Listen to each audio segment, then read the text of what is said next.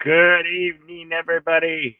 Welcome once again to Action Theater Presents. Today's feature is the 40th anniversary of Big Trouble in Little China. Now, I believe this movie came out in July, so we're a little bit ahead of schedule, but since we're doing action and adventure this month, we're giving it to you a month earlier. And Deleted Scene T will tell you about the synopsis and tell you a little bit more.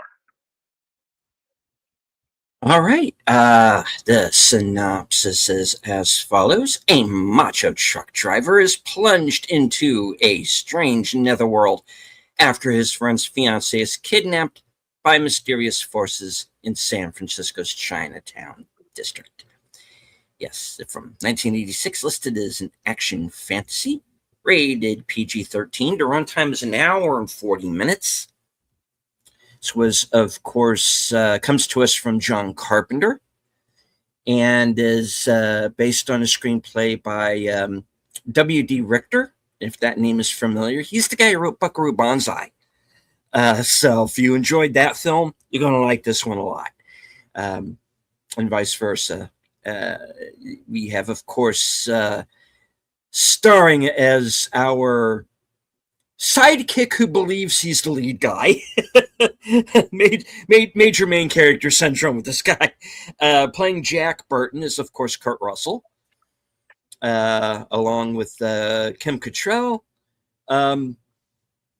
The true hero of the movie, Dennis Dunn, is Wang. Victor Wong is Egg Shen. You might remember him from Tremors. And, of course, the legendary James Hong, a man who has literally spent the last 60 or 70 years plus in film and television as the villain, David Lopan. And need we say more, really? This movie is every bit the cult classic, and I think pretty safe to say classic. I mean, it was just like every other John Carpenter movie. Is people really didn't get it at the time, and it was a movie that really kind of came into its own on home video and especially on cable. I'm pretty sure I saw this in theaters when I was a kid. I don't see any reason why. Well, okay, let me go into a brief thing. Now, when the PG-13 rating came out, which was a couple of years before this, I believe, a year or so before this, the theaters where I lived were very stringent about this. You had to have it was almost like trying to get into an R-rated movie. Right. You needed to have a parent if you were under 13 in order to get in. But I was at that point to where I was just on that cusp of, being able to pass. But I'm willing to believe I probably went with my mom or she dropped me off or something. But, but that's how it was. And then they've kind of relaxed that a bit now. A little too much, I think, because, when I went to go see The Black Phone in theaters, people had like little kids in there, and I'm like, yeah. Oh, that's not the movie to be bringing the 6-year-old to. So I was like about 13 or just about to turn 13 when this movie came out. So yeah. We do want to remind everyone, of course, that here in the U.S., the YouTube guidelines prevent us from actually physically showing the movie to you. Unfortunately, as much as we would very much like to, but we can't. And we would either have to turn it into a slideshow. We would have to stop it, like I think like every either 8 to 30 seconds, and try to fill it up with commentary, which would just take a whole lot of time that we don't have. And also, we could put like a bunch of watermarks and stuff over it, and that we don't really want to do either. So Not to can mention, it takes a lot of work to do that. it takes a lot? Yes, it does. So what you can do if you are watching with us live right now, there is a link to the Cosme app. In order to you can just click and you can join us um, for the film, as Kevin Hernandez has. Welcome. Yes. And anybody else who might be in the live chat with us right now, he's under Kevin Theme Park Adventures, I take it. Right on. Yep. So yes, thank you for joining us. And so you can just go ahead, you can click on the Cosme app, which should be in all of our chats. YouTube has chosen to place it on the bottom this month. They might change that next time. Who knows? It's YouTube. All right. So what you can do if you're not following along live is, of course, this movie is readily available on physical media, and which we do highly recommend that you do. And of course, you can also find this movie on Fandango at home, which And is then how we're going to be bringing it to you today. So we got it. We got to follow the guidelines, folks. We don't want them to use a 16 yeah, bag on us. So even yeah, though this is a cult classic and it's one of my favorite all times, 1986 was such a big year as we're doing several 40-year anniversaries. This is one of the better ones, one of the best ones of that year. But there were so many. Uh, so we're glad to have you here with us. And if you ain't catching this live broadcast, we hope you find a copy somewhere or find it on streaming somewhere. We hope you will enjoy our fan commentary, as this is. We will run the banner once we get underway. Mhm. And if you follow us over there to the screening room, should be pinned at the top, right here and right here. Follow that screening room allows you to come and view with us as we're live now and watch along. So I will give a 5-second count and we will get the film started. So head over there now and we'll see you there. Here we go. Five, four, three, two, and go.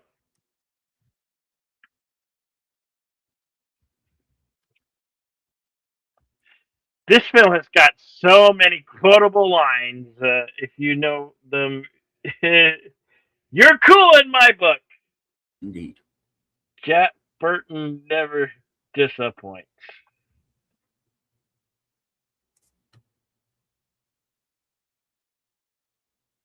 20th Century Fox logo. And this scene was not originally in the film. It was written in later because the studio felt that Kurt Russell's character didn't look heroic enough, which was kind of the point of the film. Yeah. That he's the sidekick and thinks he's the lead guy. But here you go. But it's a cool introduction for Egg too, so it works.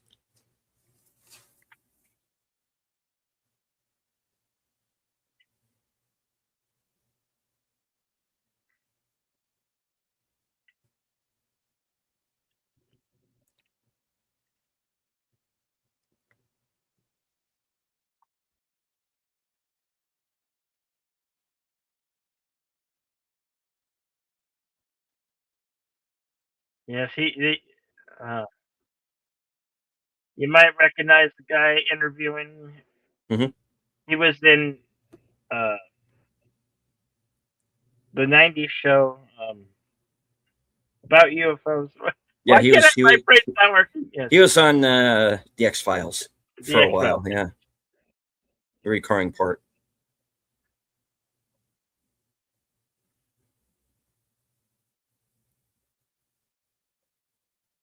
Of course, he was in this actor here. The Hmm. Asian actor was in, as we mentioned, 1990s Tremors. Hmm. Also starred opposite of Eddie Murphy in The Golden Child He did. and many other films you'd probably Right. recognize. He was, of course, in another John Carpenter movie, Prince of Darkness. Oh yeah, yes. Yep.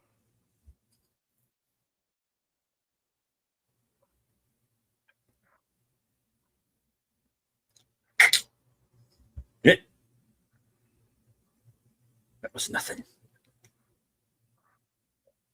I am convinced that the one of the characters from this film they made they put into the video game Mortal Kombat.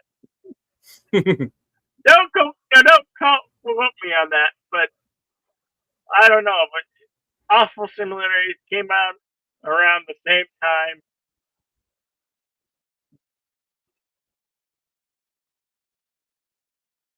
and here we have Jack Burton. Pork Chop Express. If any faster than I can see him, besides it's all under reflexes. I used to have such a big crush on Kim Cattrall because she was in Police Academy, and then she showed up in this, and even Mhm. her friend from Sex and the City shows up in this film. Cynthia Rifford, I believe her name, the actress name is.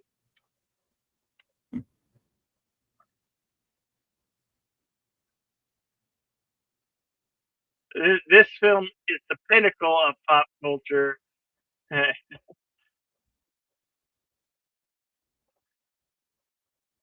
what a hell of an actor, Kurt Russell, for being giving us so many great roles over the years.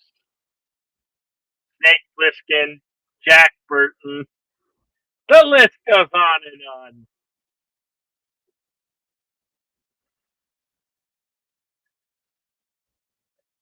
Such a big career Kurt Russell has had.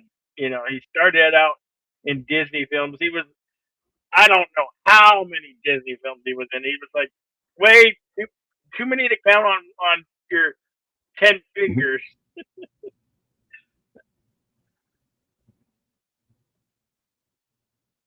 You're talking about someone who's literally been making film and television his entire life, really. Yes. Because he was like a kid actor, you know, Mm, and not just did a lot of Disney films, did a lot of westerns as well. yeah. In fact, I think starred in a series when he was a youngin.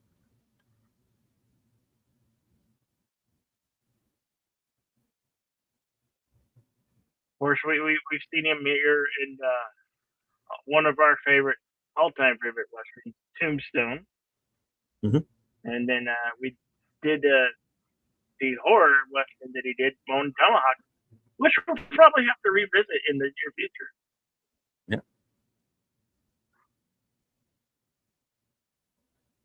And hello I want to say to welcome to Connie Clary, the bird woman of YouTube. Always great to see you. Look out for her second channel, Lost Chick Productions. Doing awesome work over there. Glad to have you here, Connie. mhm. Here we get our introduction to Wang, played by Dennis Dunn, who's also in Prince of Darkness and Yeah.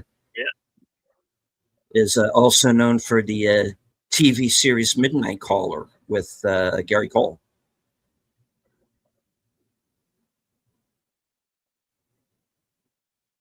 A show I wish someone would put out on video, or maybe one of the dare I say it, one of the streamers to pick it up. But Right. yeah,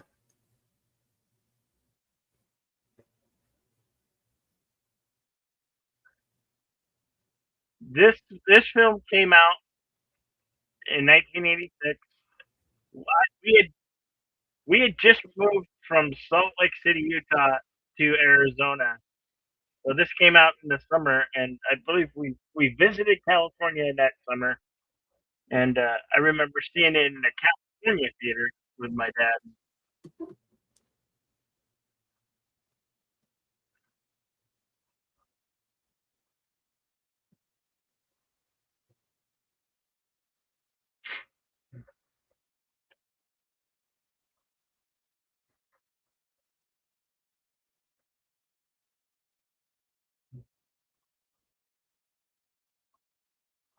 Having technical difficulties on YouTube.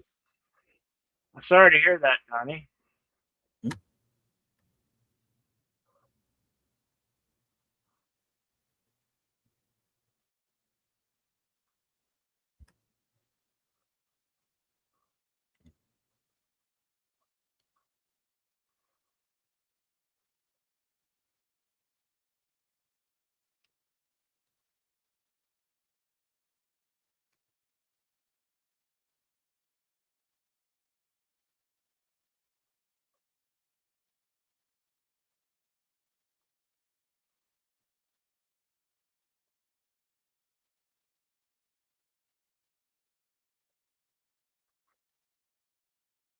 Trying to cut a beer bottle with a machete, I guess.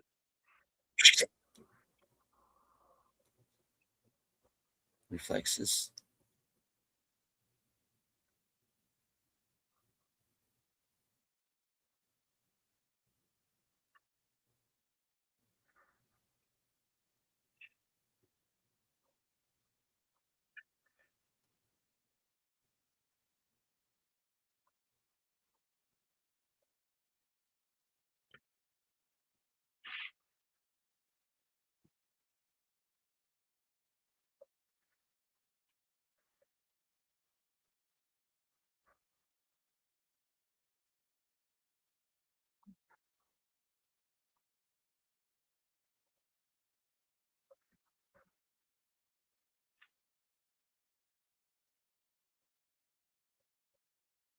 Mm,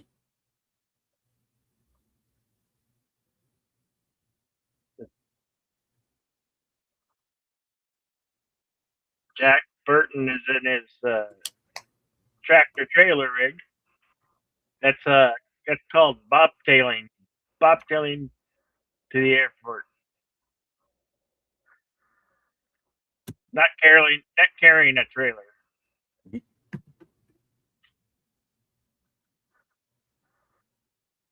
yeah. Actress name playing Mao Yin, who's Wang's fiance, is Susie Pie, and she doesn't look much different today. Honestly, I saw a picture of her recently. So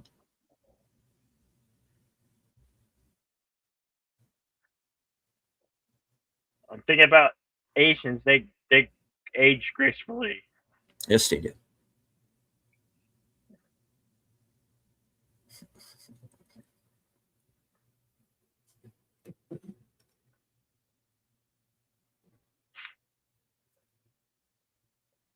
And our first glimpse at Gracie Law, Kim Cattrall.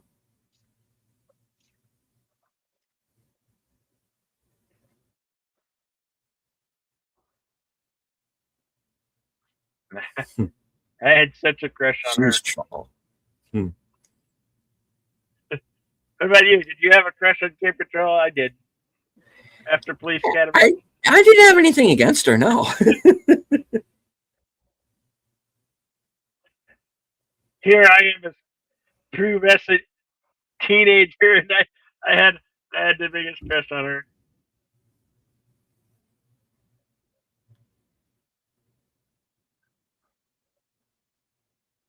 Of course, I also had a crush on like Jessica Lange from 1978's King Kong. Hmm.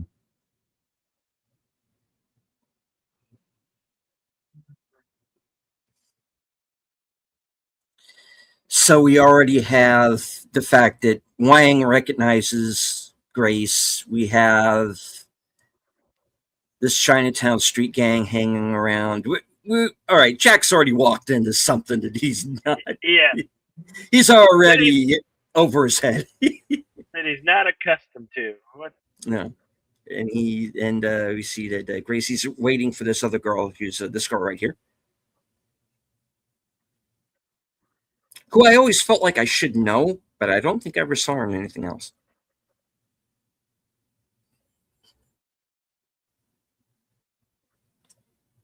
Of course, these guys are going to screw up, and they're going to take Malian instead of Tara.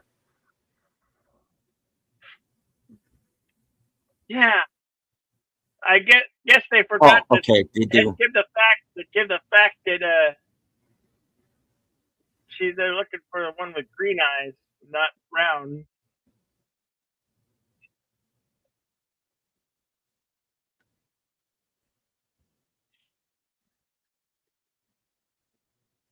Of course, back then things like that trafficked in uh, people as well. I wouldn't put it past them.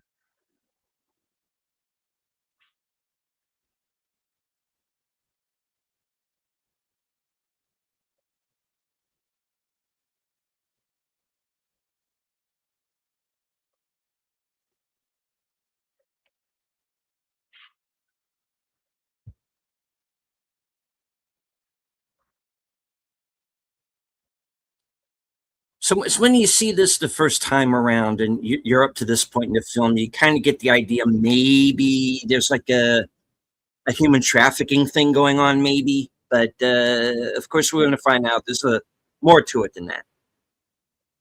I mean, that's there too, but we find out that there's another level to the plan, which must pay.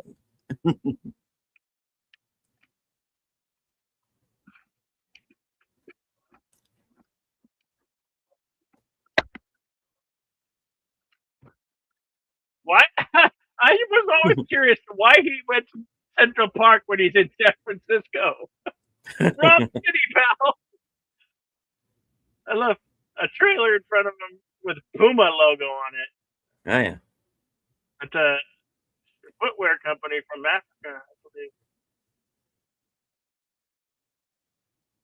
Makes that making athletic apparel for soccer games, uniforms, and whatnot.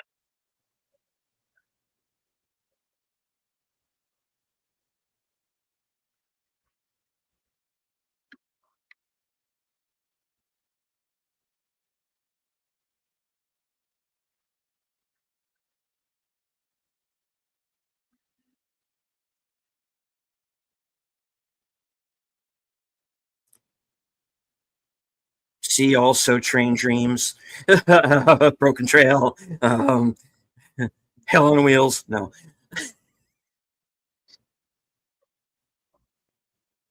Watch out for the bird. Oh crap. Vicky. Curse Oh it in man. Chinese.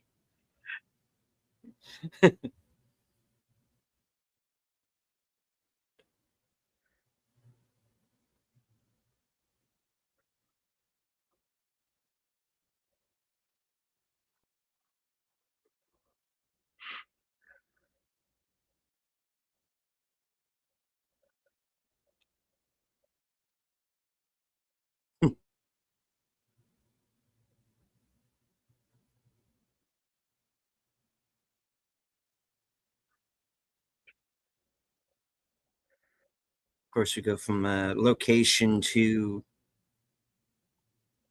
backlot, which they would need to control the environment for reasons that, well, you're all about to see. Yeah.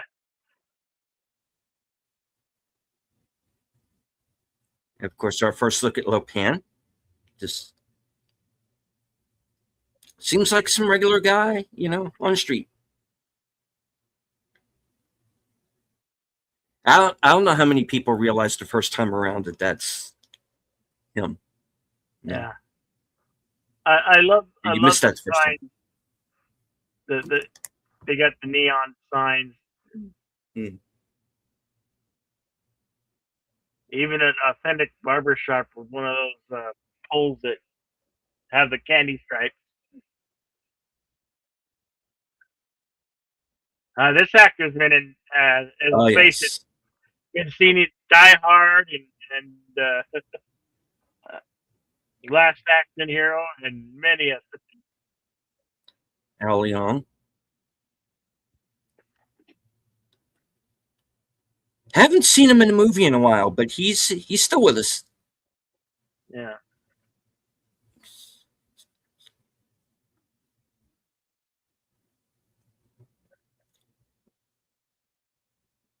I like that.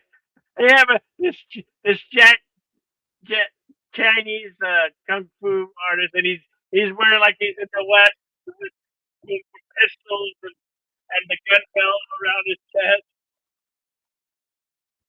It's like it makes your hair good here. An AK-47 and a Thompson gun being used.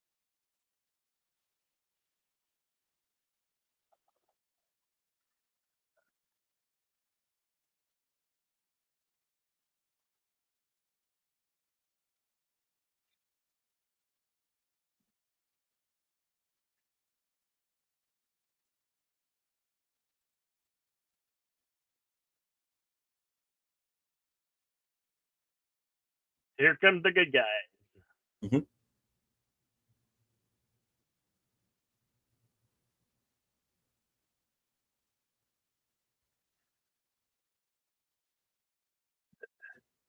And before anybody asks, if you spot someone familiar, uh, yeah, that's who that is. Yeah, This movie is filled to the brim with that, guys. yeah. I mean, pretty much every Asian actor who could do action is in this film.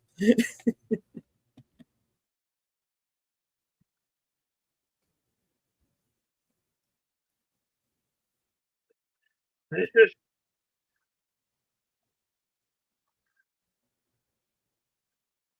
I like that Carpenter used these gang wars. There's same messages, but there's two different gangs. They're in America, and you wouldn't know it if they're two gangs that's fighting in America or San Francisco. Mhm.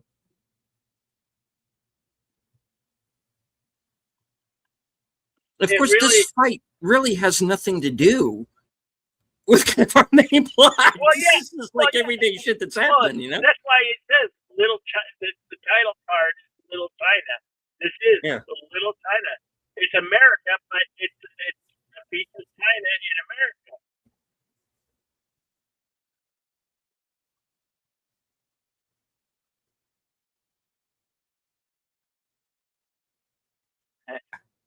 These guys hate each other. They're just killing each other. Mhm.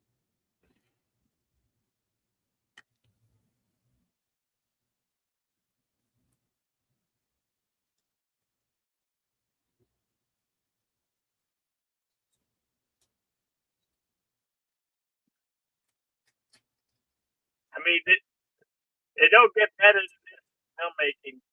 Choreographed battle between two rival gangs. Done spectacular.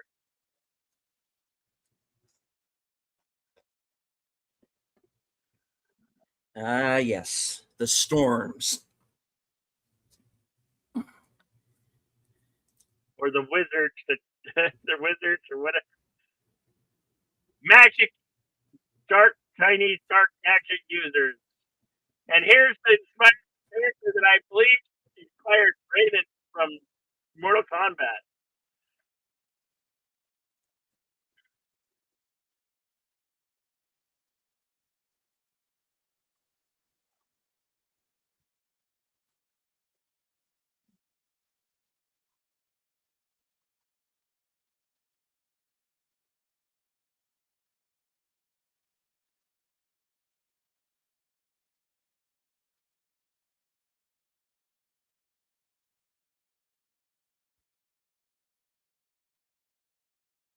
Our current timestamp is 21 minutes and 28 seconds.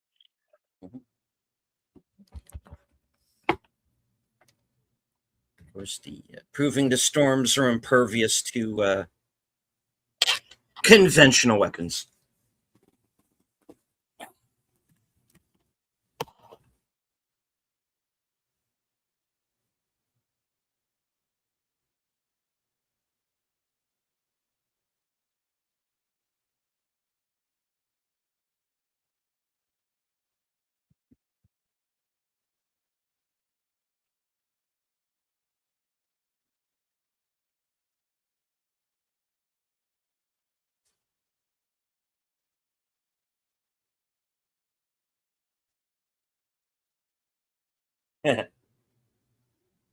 Boom.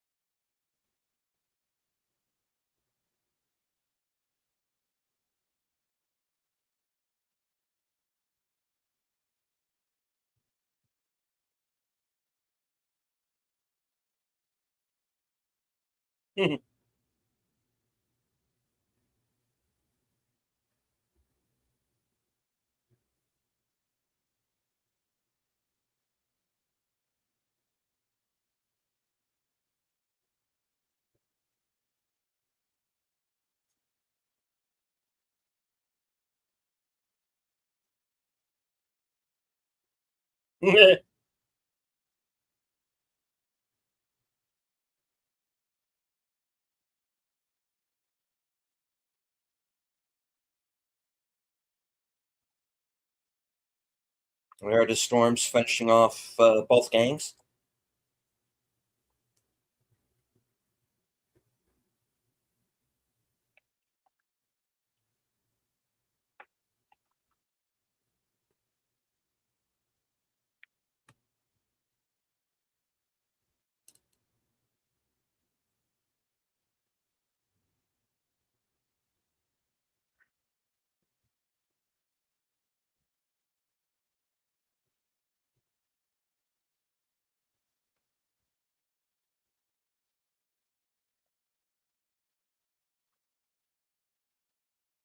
David Lopez.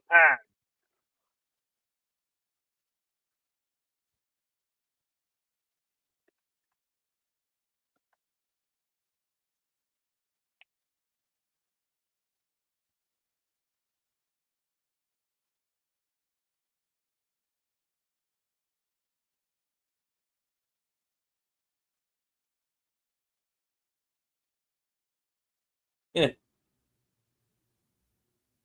Dragon of the Black Bull.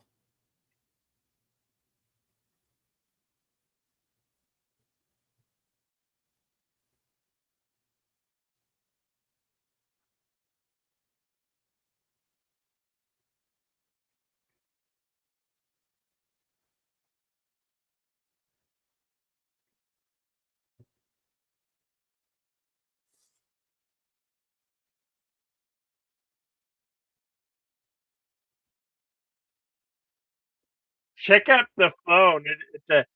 It's like a payphone with it's a rotary telephone, rotary payphone.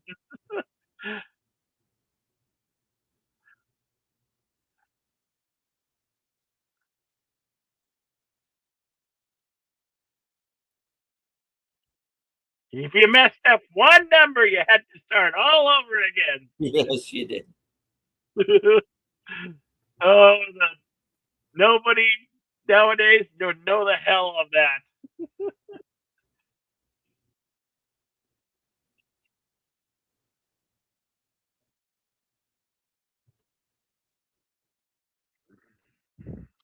Mhm. The glad hand.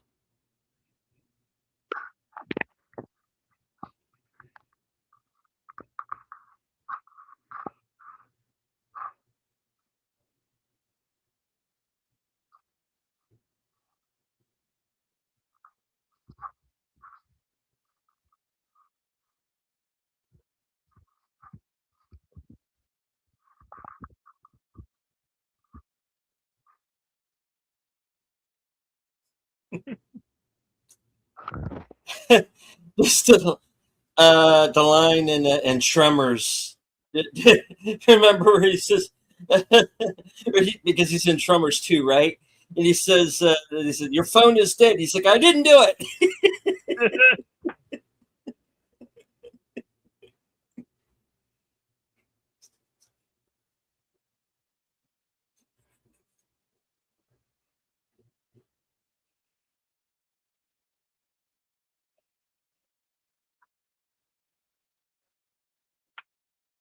So a lot of hells.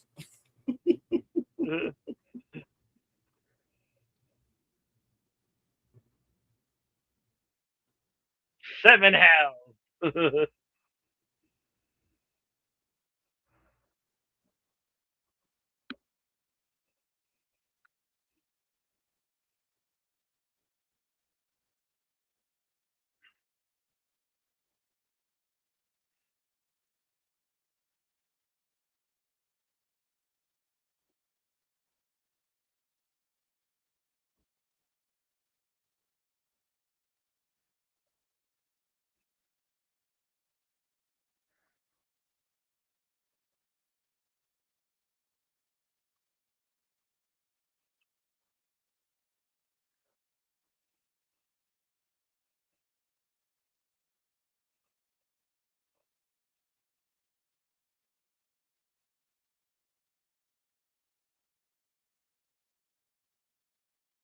No, it's not.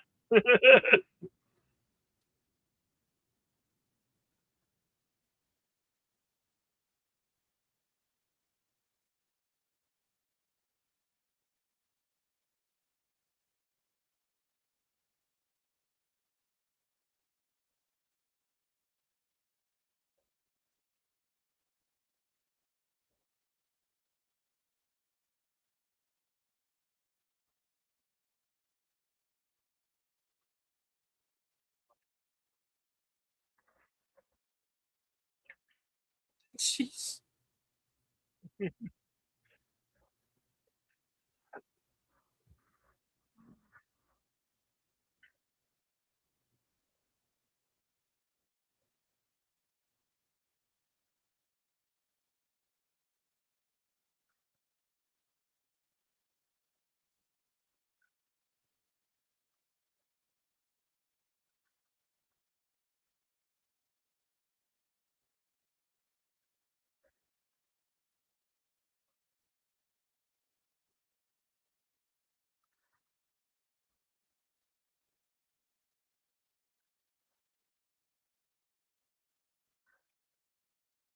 Her friend and co-actor from Sex in the City, Cynthia Rufford. Hmm?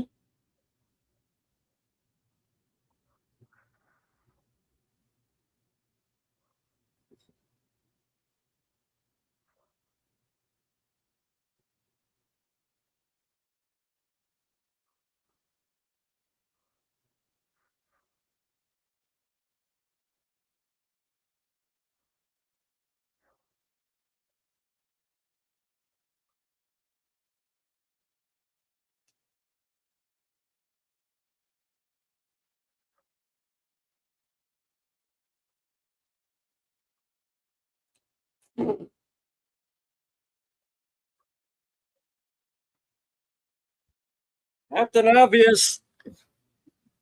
Yeah. Kenny's got some chemistry eyes.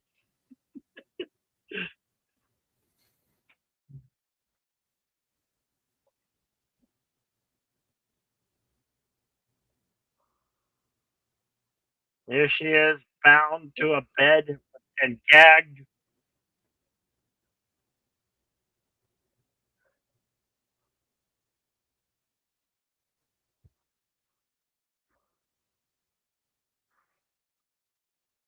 Hong Kong, which was ran by Britain for many years.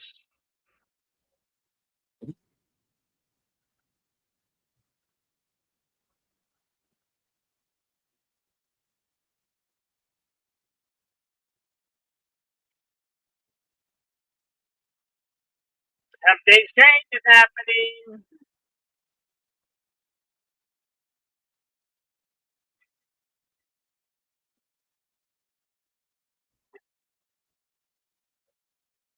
Zool, everybody get out of here. Okay.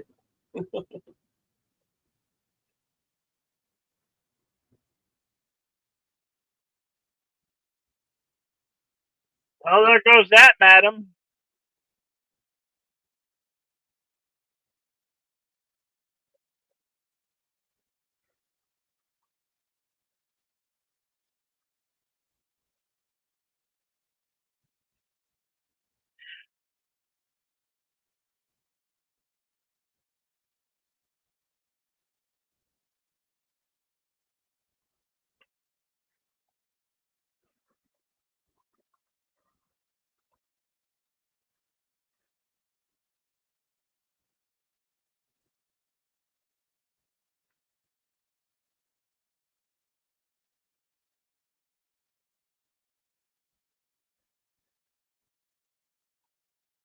Time to literally ride the lightning.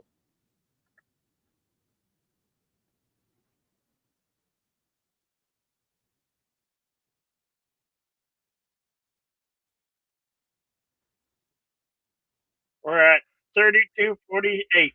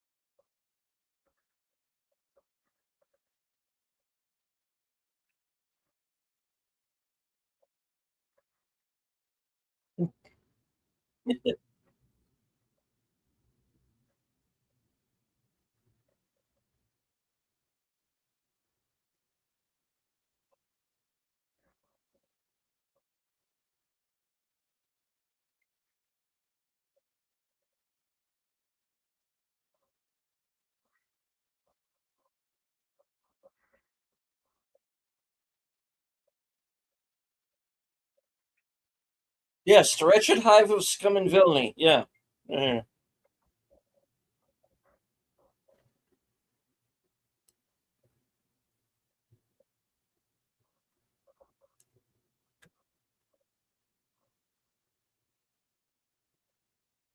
God goodness.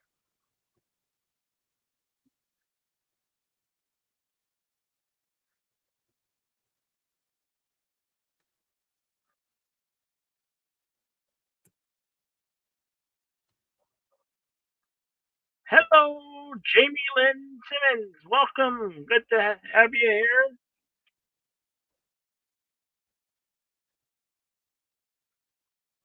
We are only 35 minutes into the film. And of course, they're going to do the telephone repairman bit from The Chinese what? Connection Chinese Connection. Yeah, with Bruce Lee. yeah.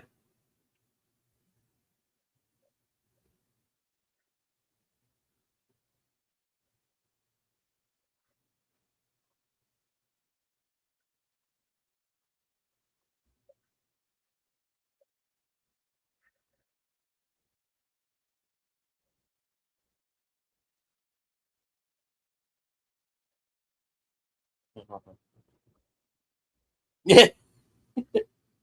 Yes. Ow.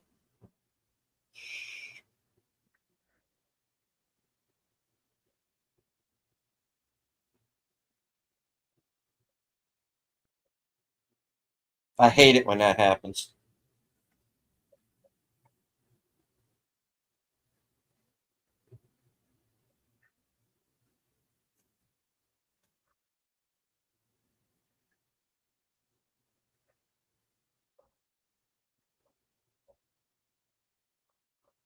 It's right outside my window, dude.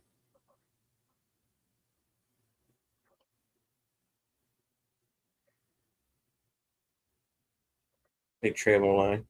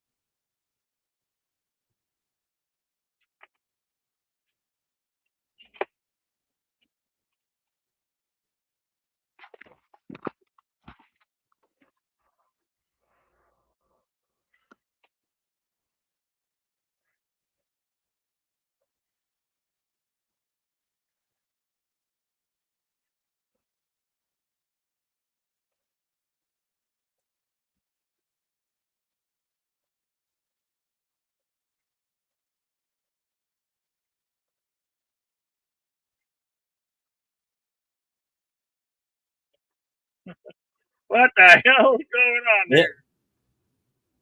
shafts filling up with water.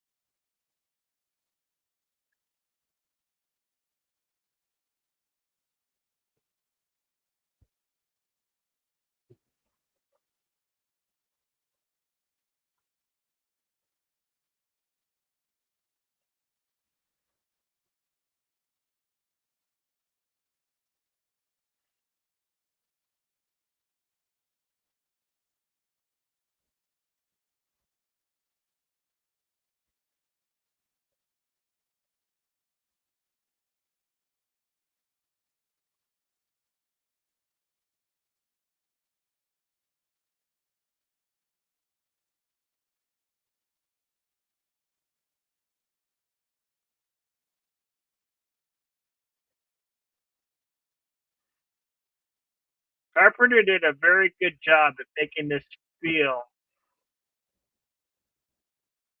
very culture to the Chinese people.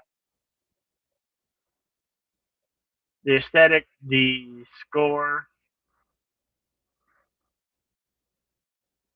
Pretty sure he probably did the score on this. Carpenter liked to score music. Multi-talented man, that man.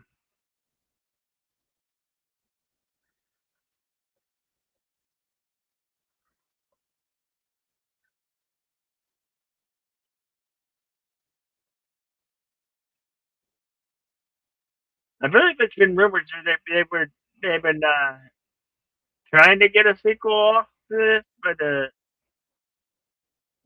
you know, it's in one of those falls in one of those categories that as in development. Heck,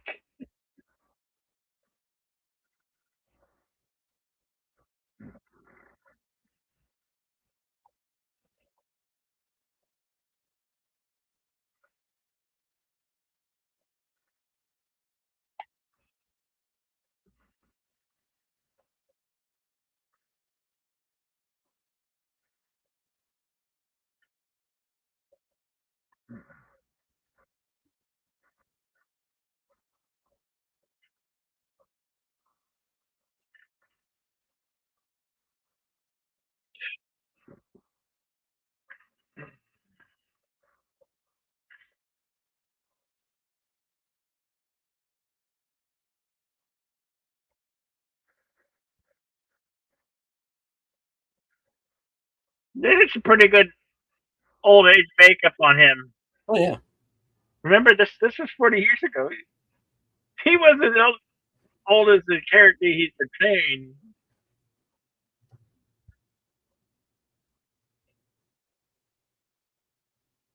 He showed up in 2011's R.I.P.D. Hmm.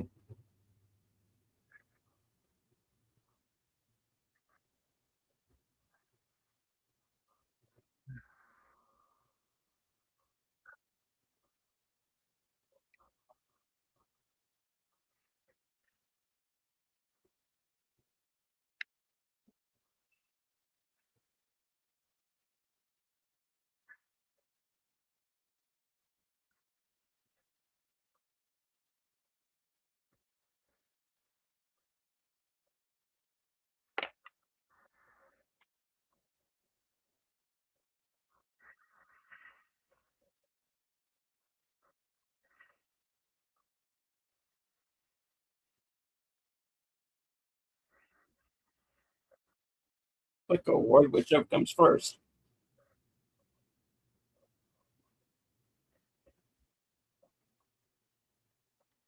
You're doing something seriously wrong. There, oh, is that?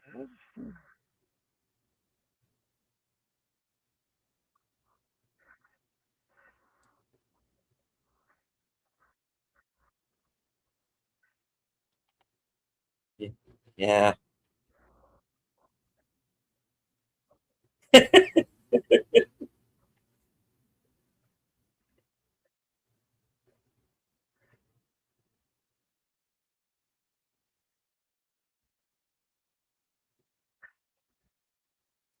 Which does help because his entire plan does hinge on keeping the woman alive.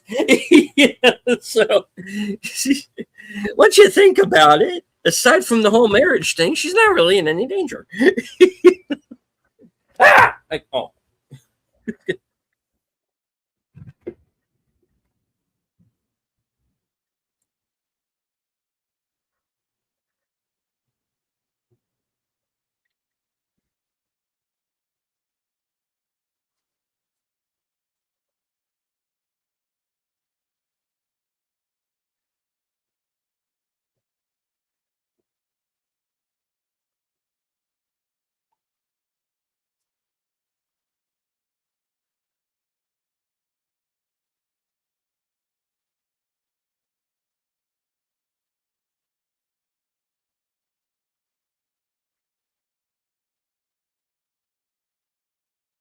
Cat Burton always kept something up his sleeve or boot.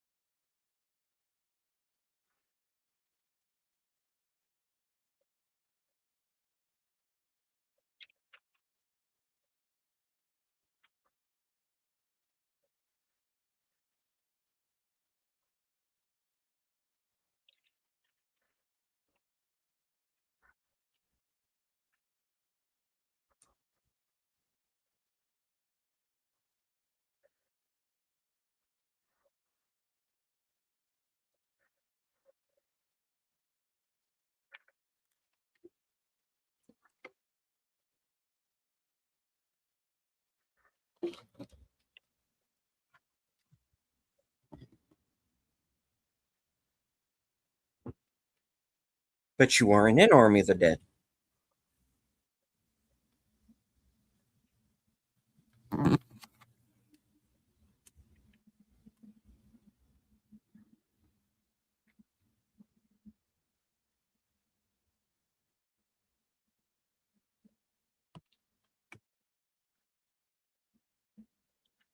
co-host Jack.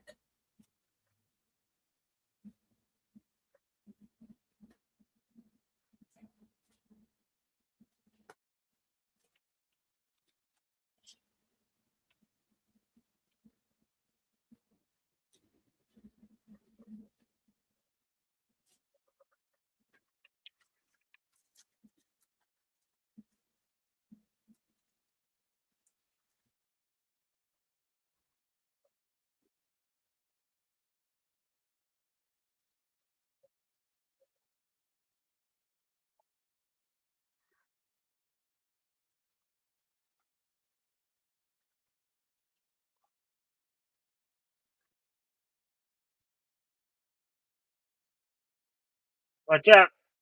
He's a blowfish. He's like his guy's like a blowfish.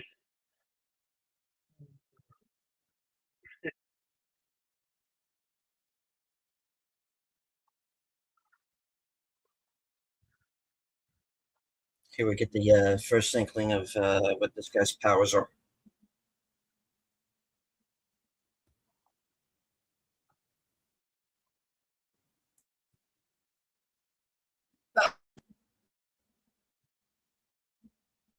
Jack Burton almost made a wish into wishing well. Go to Big Al Sense, Hey, big host of Films with Friends, the creator of the 10-word review. I will be joining Al Saturday night at 10 p.m. And we're going to be watching Time Cop. Jean-Claude Van Damme. Cool. Thank you for subscribing, Louis Sandro. Thank you for subscribing. Welcome.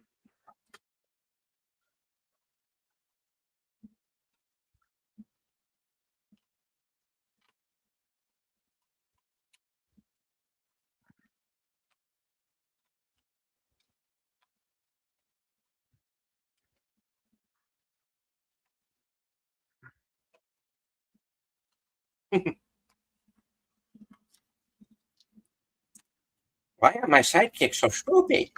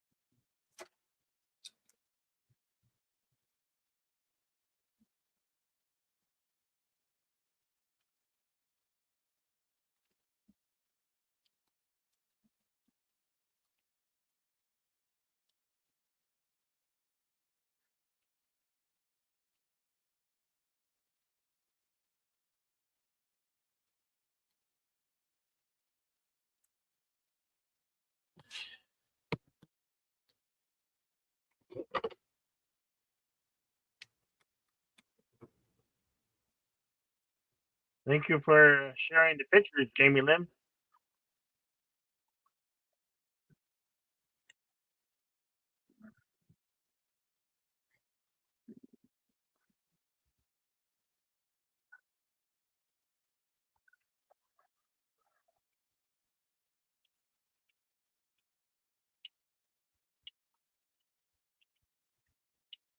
No.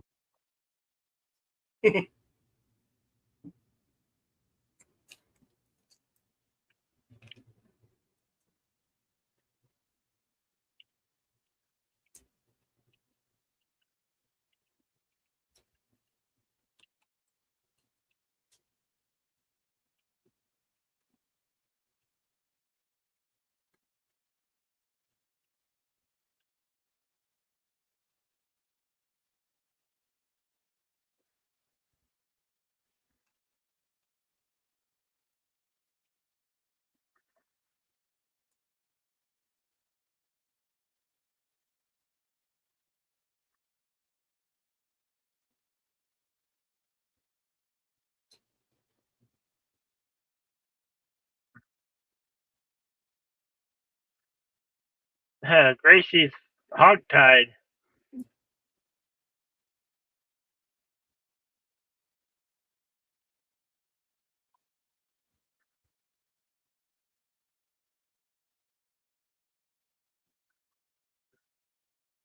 You're gonna kill your old friend?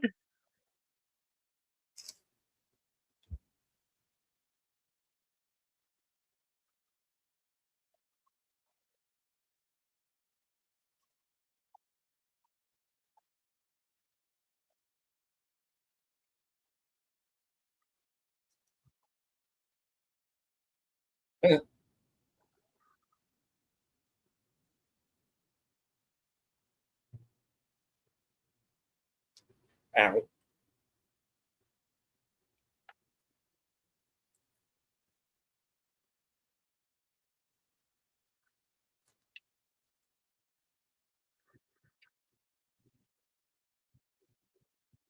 I have no idea.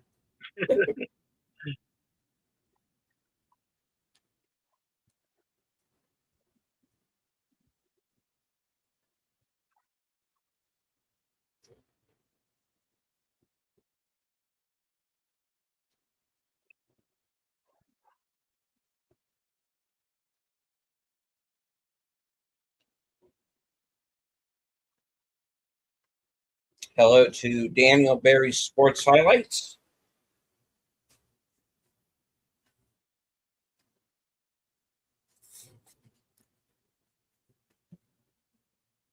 And once our program has concluded, please head on over to Big Al's channel. He has a review up right now for Deep Water with Aaron Eckhart and Ben Kingsley.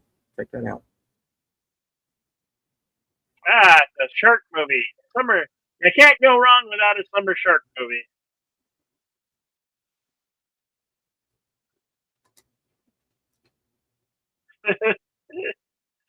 Yeah.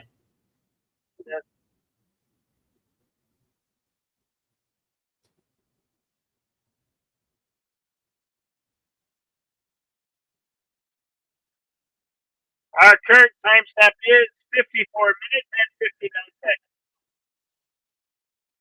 We're currently 55 minutes into it.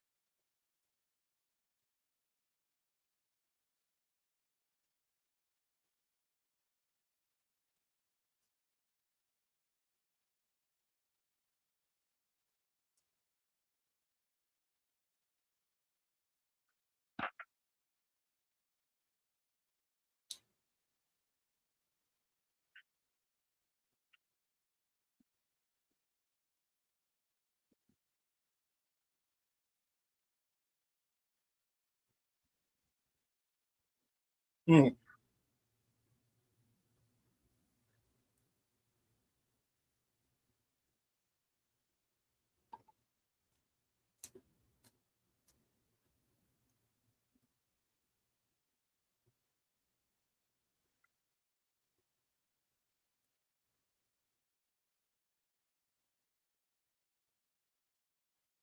It's just right when you do that.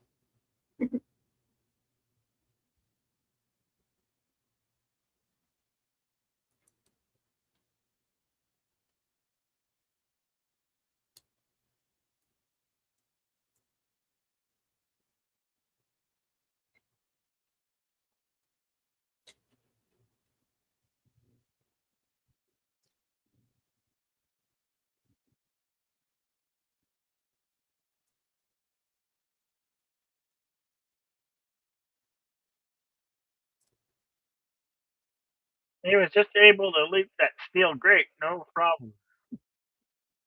Good thing it wasn't bolted down. Looks like to be a warehouse of Buddhas.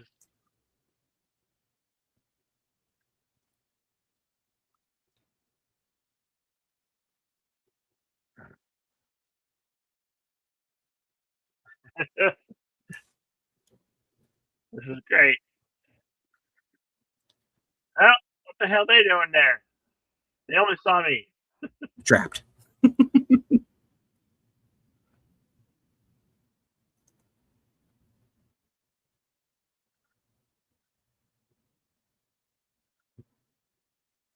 They're coming through.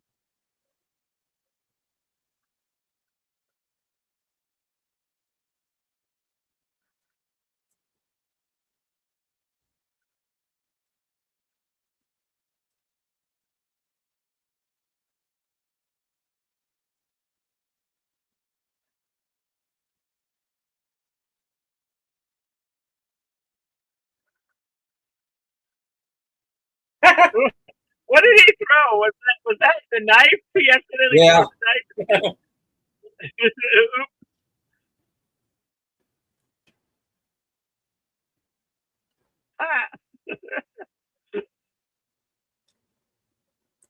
You're a little late, Jack. Huh. Okay then.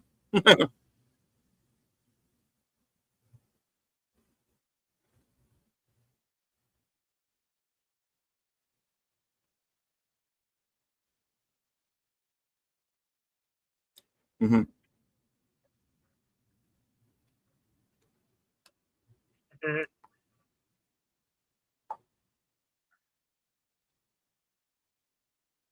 It's our boy. Somebody's watching me. I always feel like somebody's watching me.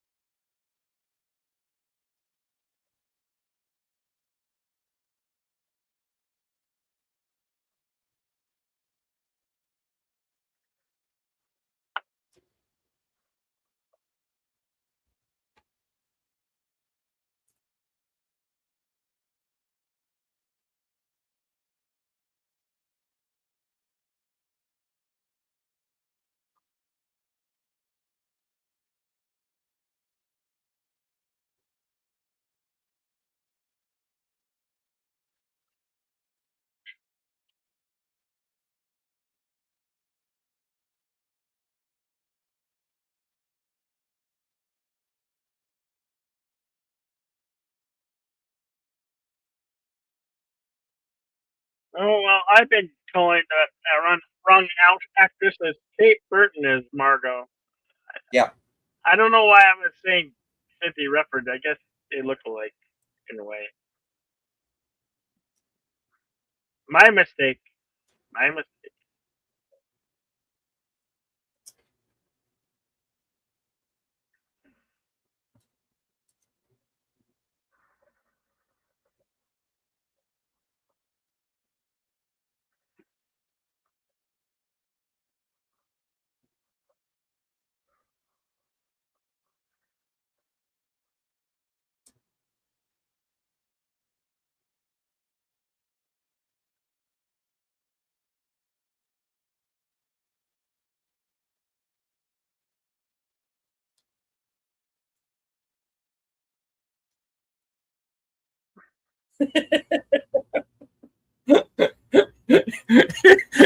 And even these guys are like, dude.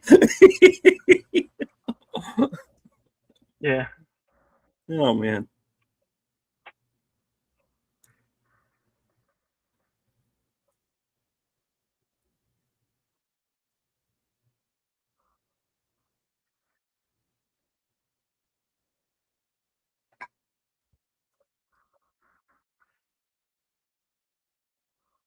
Oh no, Okay. lady, you can't write about this. Nobody's gonna believe it. Kate Mhm. Burton, the actress playing Margot, is now 68 years of age. Well,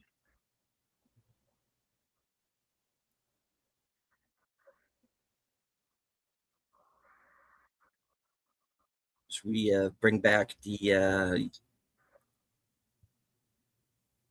yellow turbans, as Jack calls them, who are going to be our backup.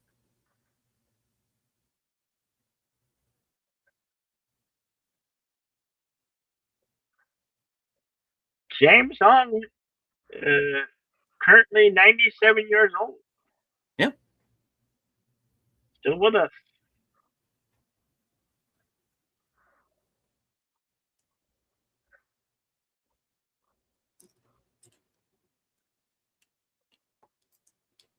Sadly, Victor Wong is no longer.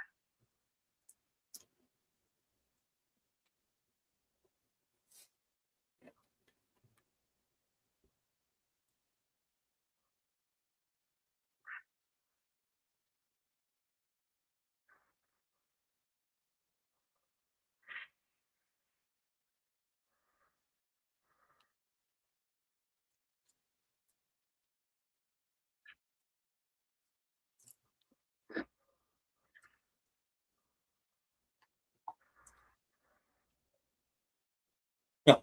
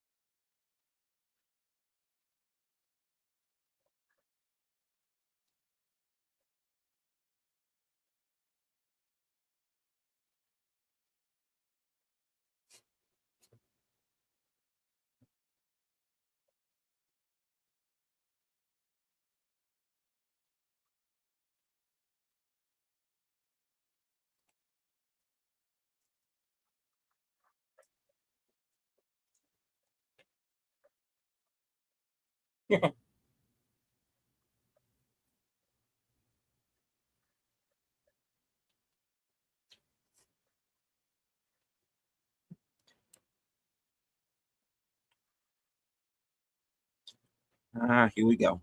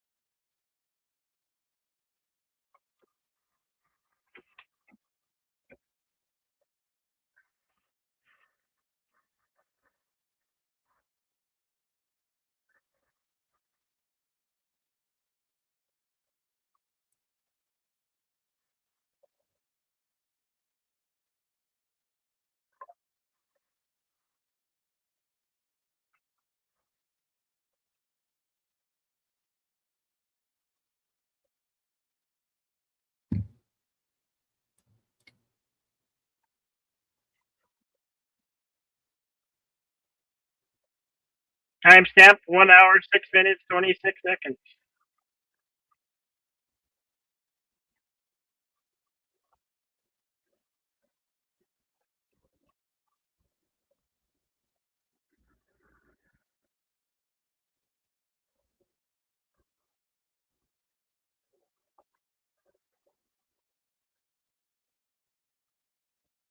One of the storms performing a kata.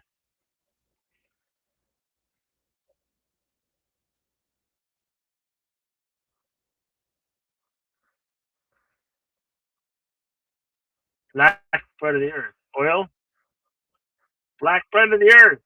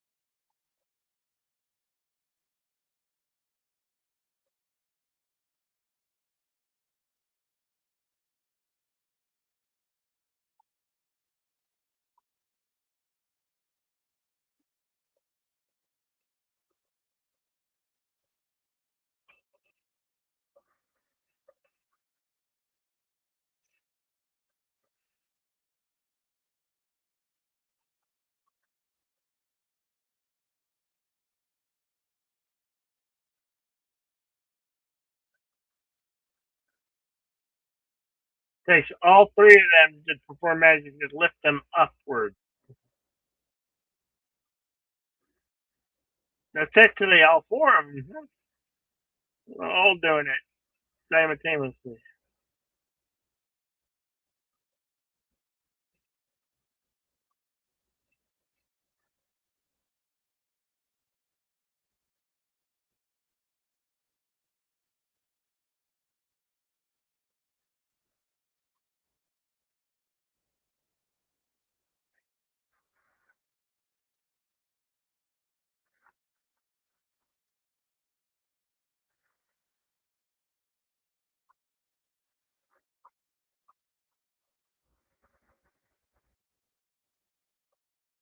You got one massive long fingernail.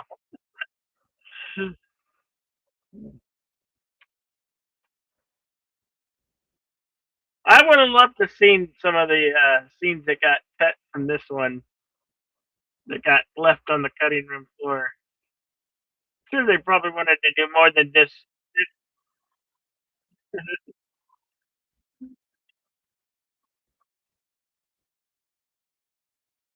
Come out no more. What will not come out? What will not come out no more?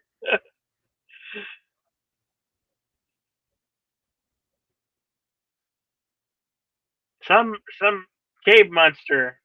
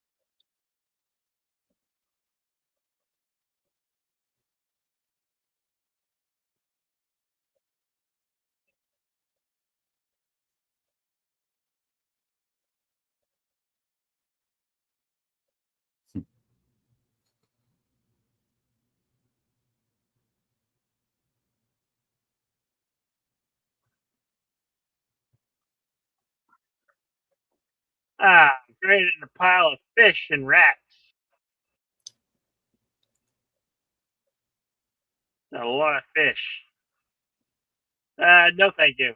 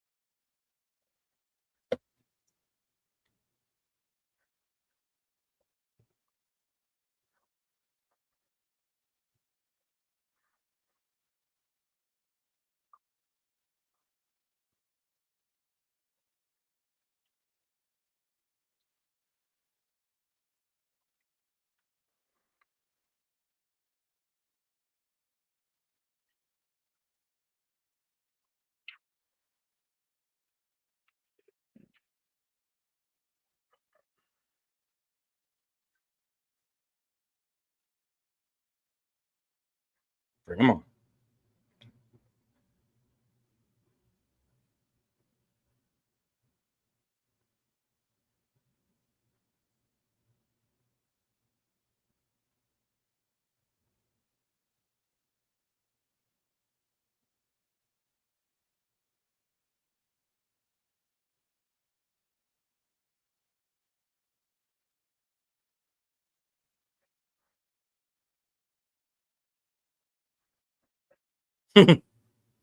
Hmm. Good, I thought so.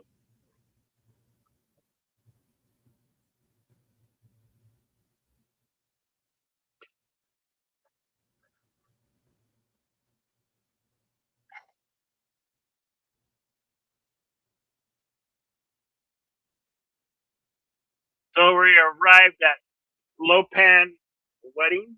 I Mhm. really love all the neon that they used for this particular scene. It's just so cool. With such elaborate set design.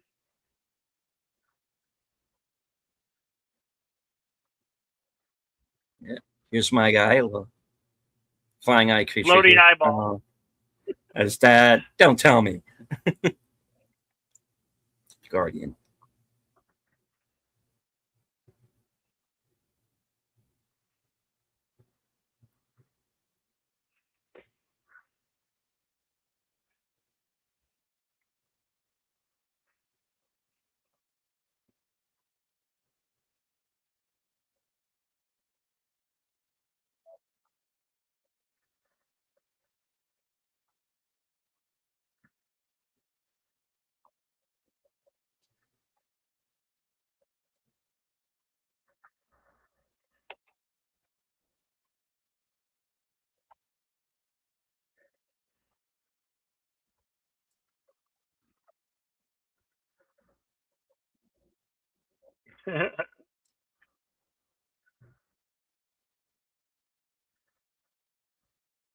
Hmm.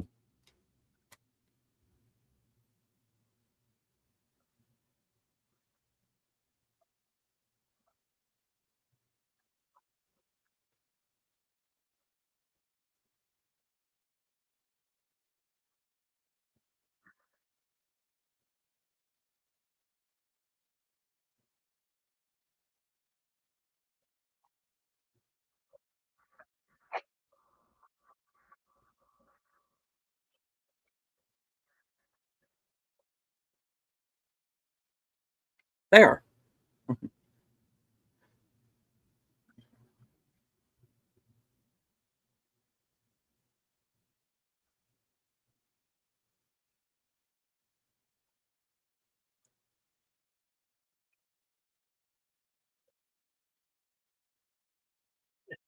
The eyeball creature has a tongue that has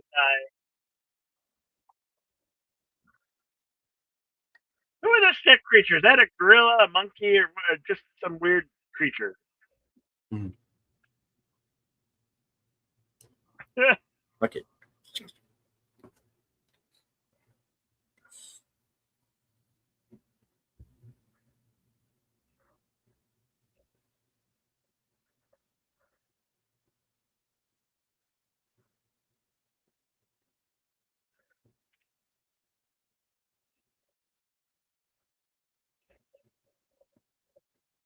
Huge buzz. Mm. Hey, welcome, Enigma Service. Welcome. Enigma.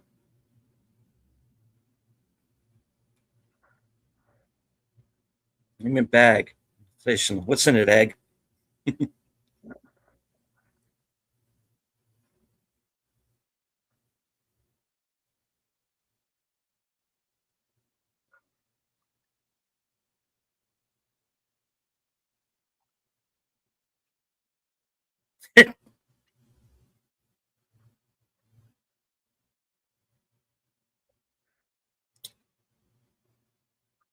Feel pretty good.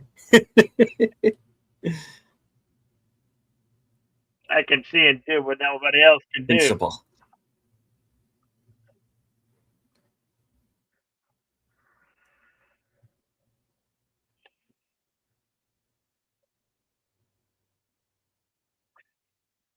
I think Is it they all just just me? took ecstasy. Yeah. Did they all just do a secret shot of ecstasy? They're a little bit friendly.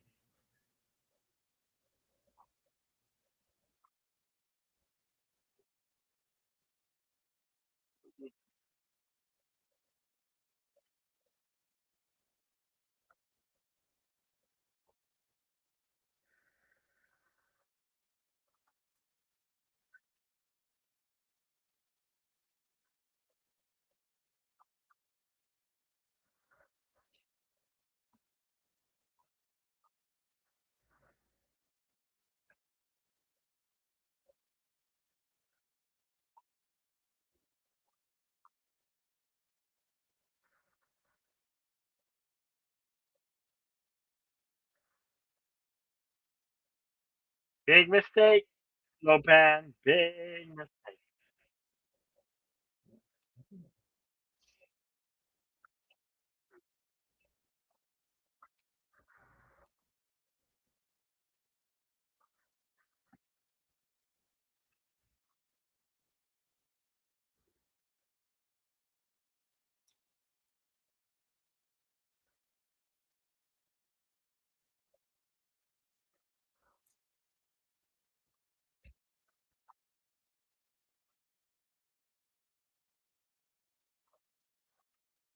Oh,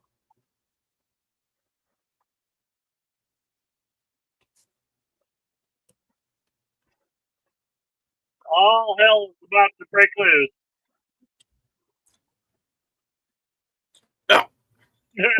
oh, man down.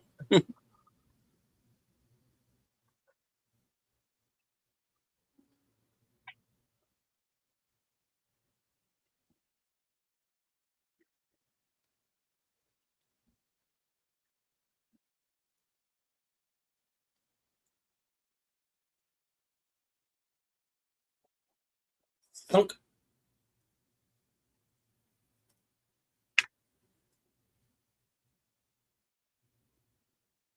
One thing about this film, I also really appreciate the kung fu and the martial arts that are played in this film are exceptional, exceptional, and I always loved that fact.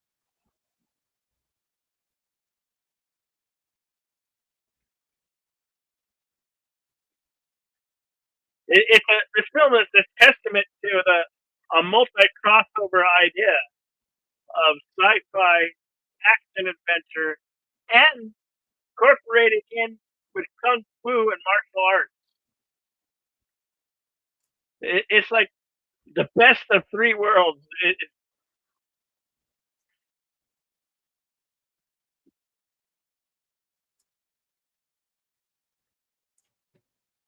Oh, lost a primary weapon.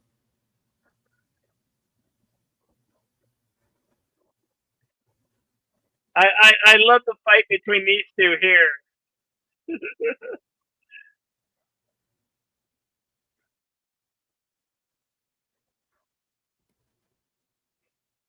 Both multi-talented in martial arts and super great choreographed.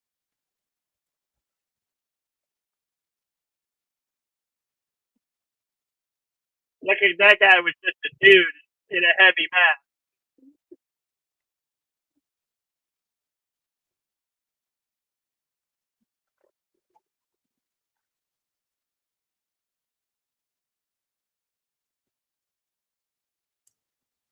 mask.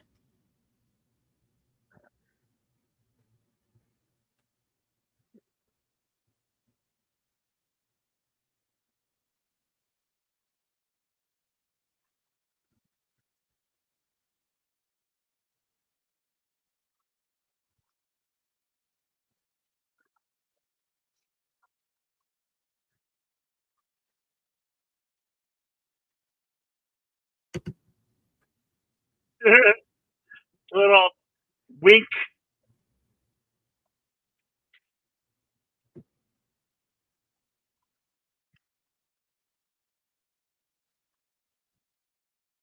Only a dream can kill a dream.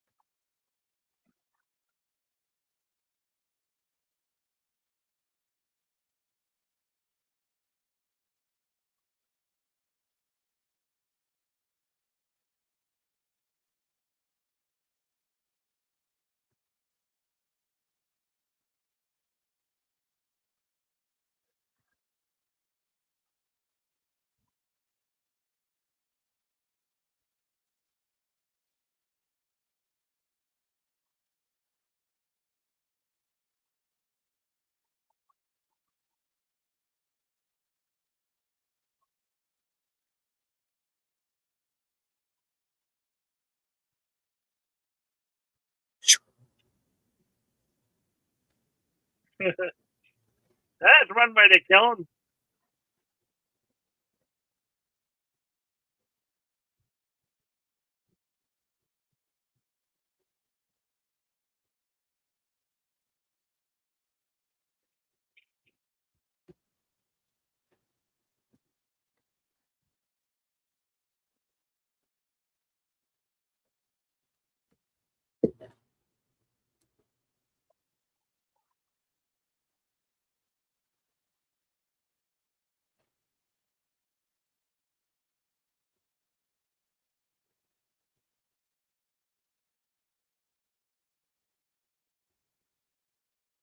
Oh, Wolfman's Wolfman's got got cars. cars.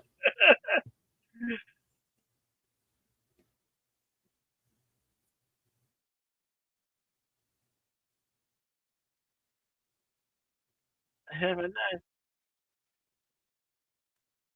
7. I took some. I can see no one else can see. I can do what no one else can do.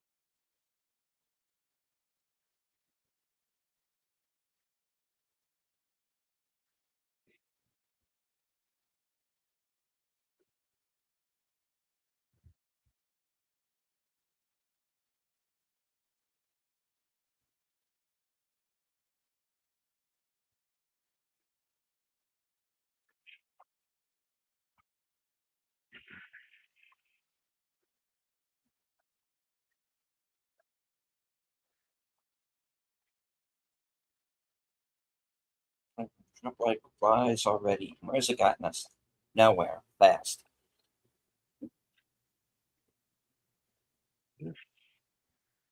Jack Sure. Burton, me. Me.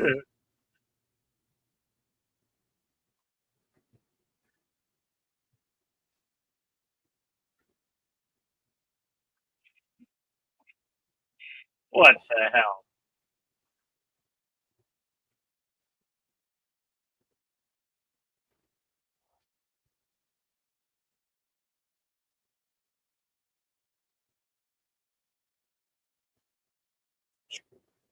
Oh, yeah.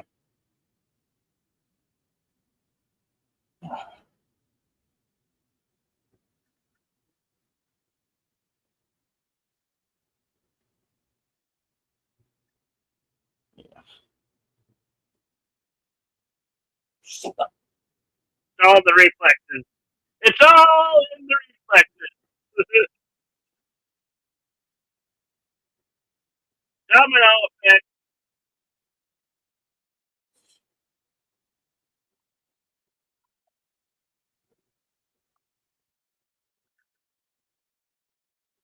It's all in the reflexes.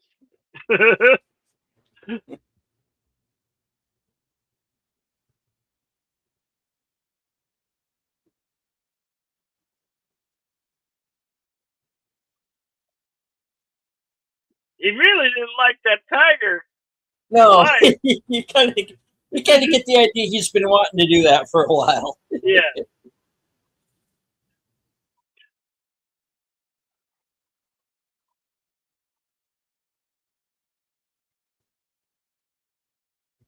Uh-oh. He says he's his dead master and he's gonna have the worst fit ever.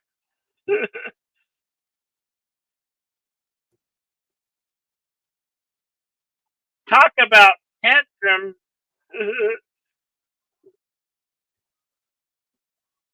He's not gonna stop.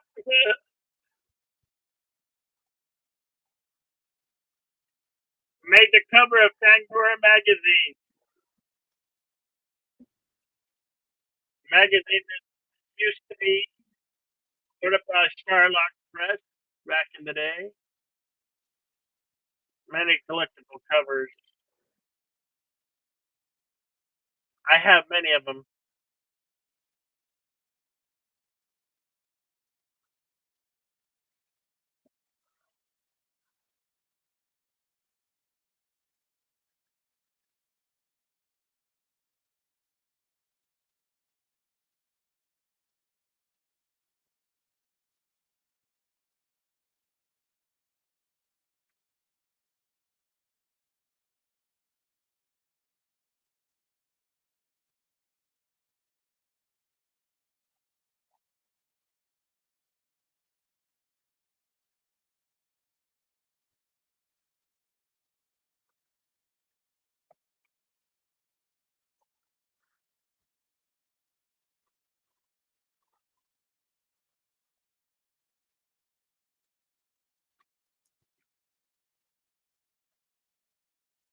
Wasn't easy.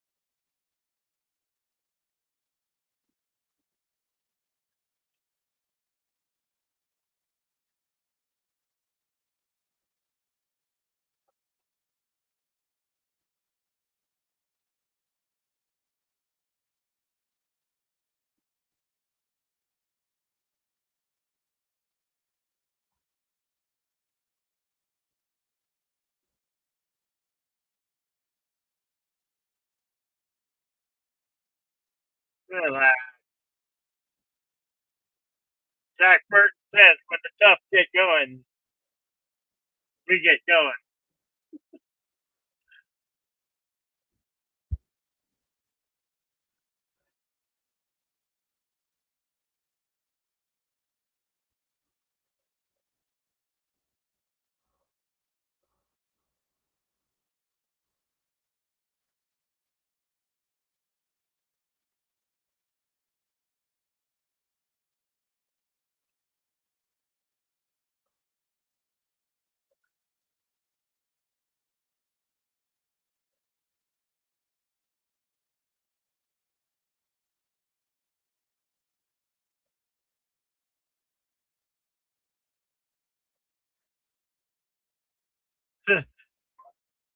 He's smoking a bong back there.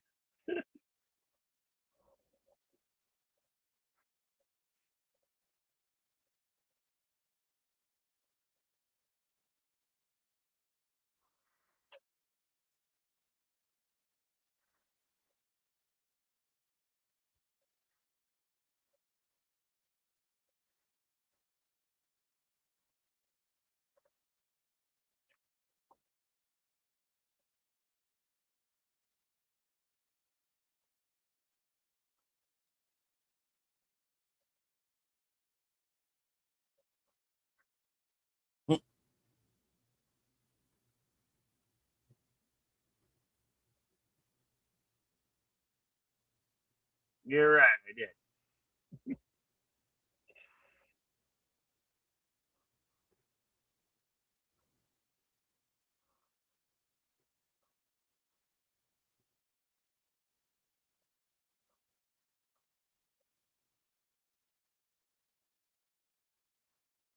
They do have those, by the way. They're expensive. Those are the ones that are with really big sleepers. There really is an apartment on the back of the thing and can pull a lot of pounds weight.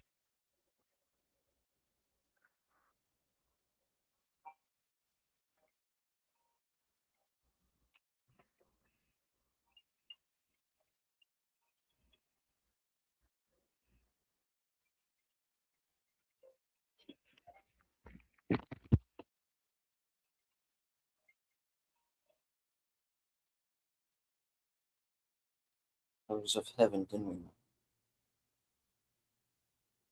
Oh, shit.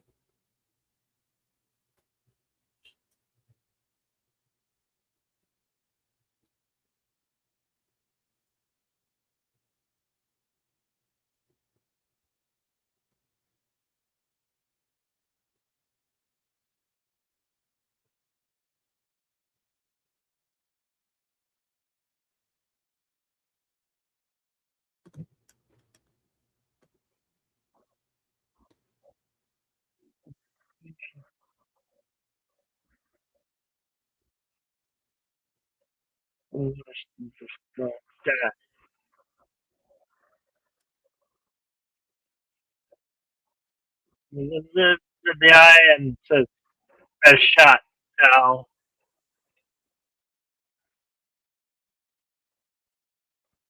Bad monkey.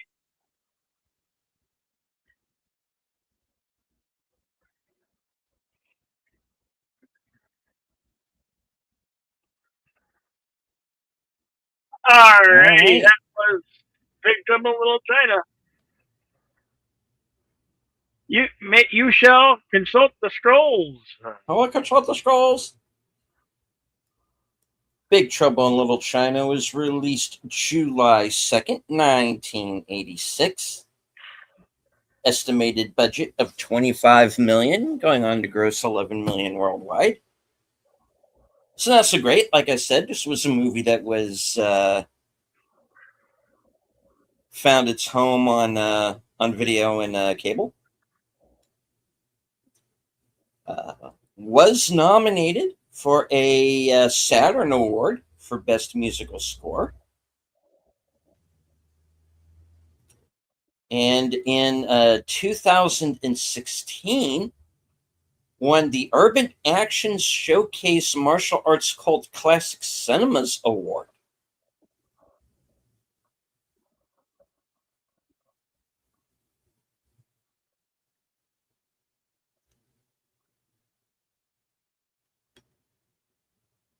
All right. Scroll down. Filming locations include Grant Avenue, Chinatown, for the bus scene. Councilman Road, Marin Highlands, California. This is all in California. Fire Station 23 Fire Station 23 225 East 5th Street, Los Angeles. Eggs office and home interiors. And stages 17, 19, and 6, 20th Century Fox Studios, 10201 Pico Boulevard, Century City, Los Angeles, California.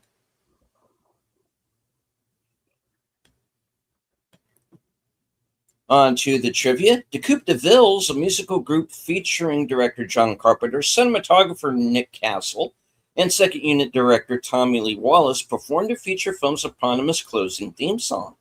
John Carpenter and Alan Howarth composed the musical track, which the band recorded specifically for the theatrical release. The band members created a promotional music video for the song, which the studio distributed to music television networks to market the motion picture summer release. The Chinese characters displayed during the main title sequence translate literally to "evil spirits make a big scene in little spiritual state." Distribution executives 20th Century Fox retained this Mandarin subtitle for the theatrical release prints to appeal to localized metropolitan audiences. The Chinese characters painted on the forward exterior panels of the tour bus driven by Egg Shen translate into English as Uncle Egg's tours guarantee a good time. Production designers applied the Cantonese lettering directly onto the 1980 Chevrolet step van chassis to establish the vehicle as a legitimate Chinatown excursion transport before the subsequent supernatural action sequences. John Carpenter maintained actor Kurt Russell as the primary casting choice for the character of Jack Burton throughout the pre-production phase. 20th Century Fox executives countered this proposal by recommending Jack Nicholson or Clint Eastwood for the lead role to secure high-profile box office insurance. Both studios suggested performers rejected the project due to scheduling conflicts with other feature productions, which allowed the director to finalize the contract for preferred lead actor. On-screen actions throughout the film culminate in an accumulated on-screen tally of 46 individual character deaths. John Carpenter executed the post-production process within a compressed 4-month schedule to prepare the film for its summer theatrical release. Screenwriters Gary Goldman and David Z. Weinstein initially conceived the screenplay as a Western period piece set during the 1880s. Director John Carpenter hired W.D. Richter to perform an extensive rewrite, transposing the narrative setting to contemporary San Francisco. The structural modernization altered the primary motivation for the character of Jack Burton, replacing the theft of a prized horse with the theft of a Freightliner production truck. Kurt Russell and John Carpenter detailed these specific narrative alterations during the home media audio commentary track. Kurt Russell contracted a severe case of influenza during the filming of the sequence immediately following the brothel rescue. Production schedules required the capture of the performance despite the illness, resulting in a natural physical perspiration from a fever rather than the application of standard theatrical mist or cosmetic sweat.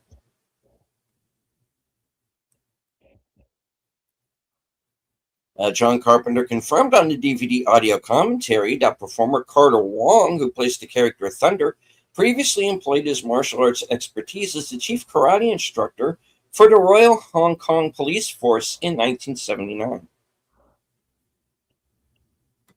And hello to JPRPH1, channel member. Good to see you, sir. The screenwriters modeled the fictional rivalry between the Chang Sing and the Wing Kong Tongs on the historical conflict between the Hip Sing and Ong Leong Tongs in early 20th century New York City. The production design and I don't know why it says that twice. The production design department researched actual Tong Wars documentation from the 1900s to the 1930s to establish this specific stylistic elements and factional divisions depicted within San Francisco's Chinatown.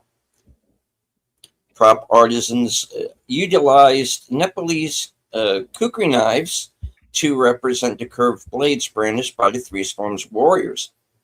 The production design modified these distinct forward curving edged weapons, which function historically as both a traditional tool and a primary combat weapon for all Gurkha military regiments within the British Indian Army to serve as the signature armaments for the mystical characters.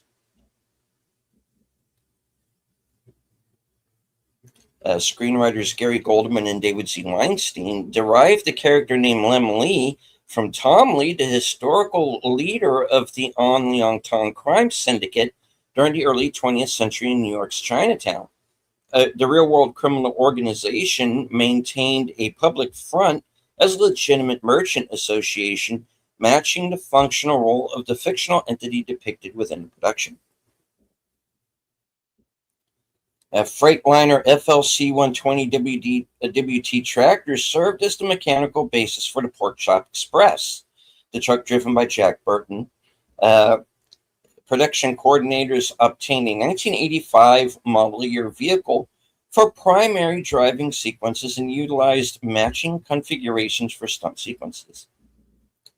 John Carpenter concluded his major studio output of the 80s with this production following executive friction with studio head Lawrence Gordon regarding creative control and post-production pacing. Carpenter subsequently transitioned to independent production by securing a multi-picture financing agreement with Alive Films, which granted final cut privilege for his immediate subsequent feature projects, Prince of Darkness and They Live.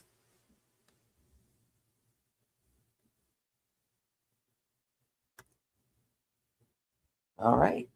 Universal Pictures required the domestic theatrical distribution rights for Prince of Darkness and They Live after independent principal photography concluded without studio oversight. John Carpenter filmed the prologue featuring Egg Shen and the attorney following a direct mandate from 20th Century Fox executives during post-production. Studio executives requested the additional scene to frame Jack Burton as a traditional heroic figure because the executive team failed to comprehend the narrative subversion, positioning Jack Burton as an incompetent sidekick rather than a primary protagonist. The original shooting script and structural edit commenced the narrative directly with Jack Burton operating the Pork Chop Express transport truck en route to San Francisco. Carpenter and Russell state on the official audio commentary track that exceptionally positive test screenings created initial expectations of major commercial success. 20th Century Fox minimized promotional expenditures for the theatrical release, which resulted in low box office returns. The studio schedule placed the theatrical debut 16 days prior to the high-profile release of Aliens. Subsequent home video distribution established a substantial cult following. Carpenter and Russell attribute the restricted marketing campaign to studio executives experiencing difficulties determining if an effective promotional strategy for the genre determining X to make a mistake. Let me say that again. Carpenter and Russell attribute the restricted marketing campaign to studio executives experiencing difficulties determining an effective promotional strategy for the genre blending narrative. Damn, that's a sentence and a half. 20th Century Fox production executives rushed the project through post-production to compete directly with similar marketplace projects, which compressed the editing schedule to a fraction of the standard post-production timeline for a major studio release.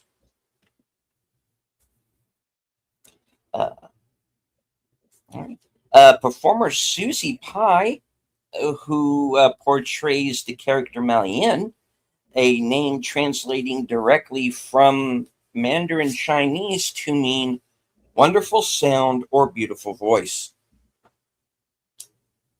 The Italian dialogue track reassigns the translated line, yeah, and a wise man has enough sense to get in out of the rain, to the character Jack Burton. The original English audio track attributes this statement to the character Egg Shen. Lead actor Kurt Russell expressed hesitation regarding the role to the 2001 DVD commentary, citing a suspicion of commercial box office failure due to production. Director Carpenter discussed the financial concerns pre-production consultation, stating the box office did not influence casting decisions, a specific desire to secure the actor for the project. The production schedule required immediate casting security because 20th Century Fox fast-tracked the project to compete with a rival studio production, The Golden Child, which we mentioned earlier in the show. The studio executive leadership allocated a $25 million production budget, which demanded extensive physical set construction on the 20th Century Fox stages in Los Angeles. Director John Carpenter secured the creative control over the martial arts choreography and special effects deployment, choosing to collaborate with a trusted lead performer to streamline logistical adjustments on set. Kurt Russell wore the identical red undershirt, boots, and blue jeans combination during the brothel infiltration sequence that the actor previously utilized for the character of Snake Plissken in Escape from New York. John Carpenter costume designer April Ferry utilized this wardrobe combination as an intentional nod to the prior collaboration between the director and lead actor. The tourist vehicle driven by Egg Shen consists of a 1936 White Motor Company Model 706 tour bus. The White Motor Company manufactured approximately 500 units of the specialized Model 706 transport vehicles during the 1930s, specifically for the National Park Service to facilitate sightseeing in major wilderness reserves. The exact vehicle utilized during the production of Big Trouble in Little China received the post-production moniker Hollywood due to its appearances in major entertainment media. This vehicle operates under the management of concessionaire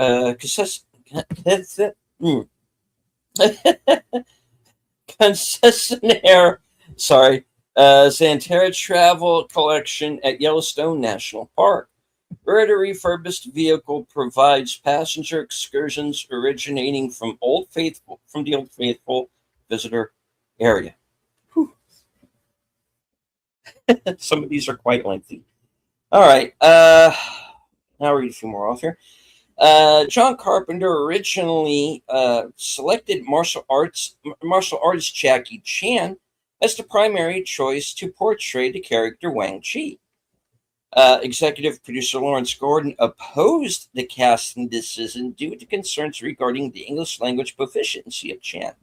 Gordon established this evaluation after reviewing the dialogue performances of Chan in the North American theatrical releases of Battle Creek Brawl and Protector. Carpenter maintained an interest in securing Chan for the production, following the commercial and critical success of the action feature Police Story.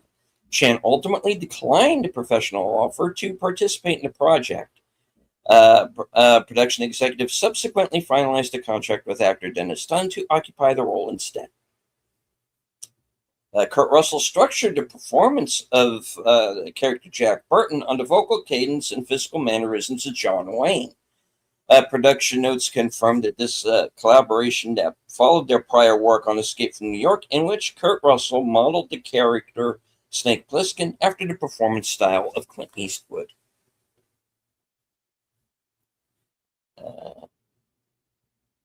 Carpenter and Russell completed this production as their fourth feature film collaboration.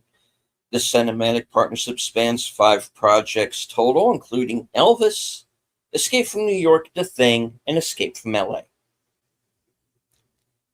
James Hong portrays the character David Lo Pan, who suffers a curse from the first emperor of China, Qin Shi Huang. James Paxton performs the role of Lightning, portrayed the first emperor of China in the television documentary titled The First Emperor, The Man Who Made China in 2006. Production crews filmed the documentary on location in China, utilizing historical reenactments to detail the unification of the warring states and the construction of the early Great Wall.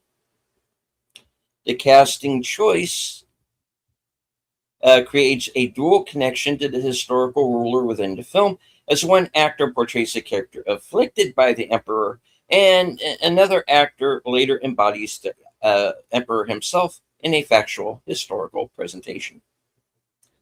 Video game co-creator Ed Boon cited the characters of Thunder, Rain, and Lightning, collectively known as the Three Storms, as the primary visual and thematic inspiration for Raiden, the Thunder God character in the Mortal Kombat video game franchise, as Bill brought up earlier in the show. Uh, Game designers utilized the character of David Lopan as the foundational archetype for Sang Sheng. Well, you know. The principal shape-shifting sorcerer antagonist within the original Mortal Kombat property. Director John Carpenter and the production team derived the concept of the Three Storms from the supernatural assassins featured in the Japanese martial arts film Lone Wolf and Cub, Baby Cart in the Land of Demons, 1973. The character designs for the Three Storms draw inspiration from the three assassins from the martial arts film Lone Wolf and Cub. Production designer John J. Lloyd coordinated with director Carpenter to adapt the visual aesthetic, costume elements, and combat styles of the original characters for the 20th Century Fox release. Kurt Russell rejected the leading role of Connor McLeod in Highlander, specifically to accept the role of Jack Burton in this production. 20th Century Fox financed and distributed both feature films during the 1986 theatrical release calendar. This decision finalized a multi-picture development negotiation between the performer and the studio brass, who fast-tracked the project to compete directly with rival Asian-themed fantasy scripts in development during the 1980s. The animated series A Chinatown Ghost Story parodied the film production during an episode titled A Chinatown Ghost Story. Executive producers cast actor James Hong to provide the voice for the guest character Ho Chan, a character designed as a direct homage to the original antagonist David Lopan.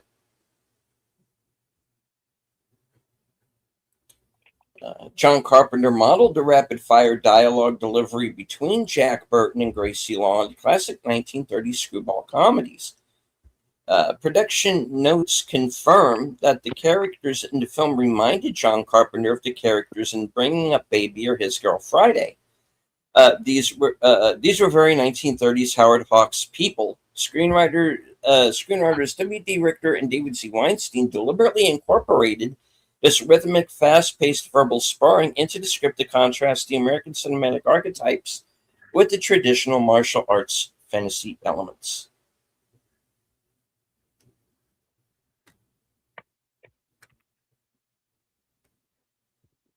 Okay, I'll read off a few more of these.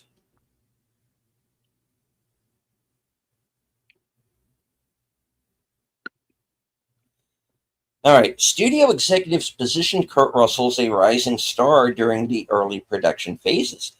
Kurt Russell initially declined the role of Jack Burton due to reservations regarding the characterization, noting that there were, quote, a number of different ways to approach Jack, but I didn't know if there was a way that would be interesting enough for this movie. Subsequent collaborative consultations with director Carpenter and iterative script evaluations prompted Kurt Russell to accept the assignment. This conceptual reassessment allowed Kurt Russell to embrace the subversion of classic action archetypes, later characterizing the protagonist as a hero who has so many faults. Jack is and isn't the hero. He falls on his ass as much as he comes through. This guy is a real blowhard. He's a lot of hot air, very self-assured, a screw-up. Production notes confirm that Kurt Russell deliberately structured the performance as a comedic antithesis to traditional adventure leads, stating that at heart, he thinks he's Indiana Jones, but the circumstances are always too much for him. 20th Century Fox fast-tracked the project to compete directly with the similarly themed production The Golden Child, which prompted tight scheduling constraints for the principal photography and stunt coordination teams. Russell anticipated severe marketing challenges during pre-production, characterizing the project as an intricate narrative blend of authentic San Francisco Chinatown history and traditional Chinese folklore. The production company cast an overwhelmingly Asian ensemble, leaving only a minor percentage of roles for non-Asian performers to support this complex structure. Production designer John J. Lloyd constructed massive, detailed Chinatown sets across 3 sound stages at the 20th Century Fox Studios lot, which required months of historical research and specialized construction techniques.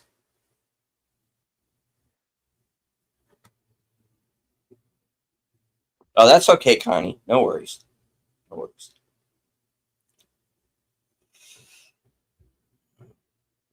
Carpenter cast director Dennis Dunn in the role of Wang Chi after viewing his performance in Year of the Dragon. The production finalized this casting decision following the two production meetings, which concluded mere days prior to the commencement of principal photography. This late-stage scheduling required immediate martial arts choreography integration and wardrobe fitting sessions to preserve the established shooting schedule. Dunn utilized childhood martial arts training and adult experience in Chinese opera to execute the choreographed combat sequences. Production executives cast multiple Asian American performers for specialized action roles, a casting decision that deviated from contemporary Hollywood industry standards by featuring Asian actors in prominent heroic and supernatural character roles.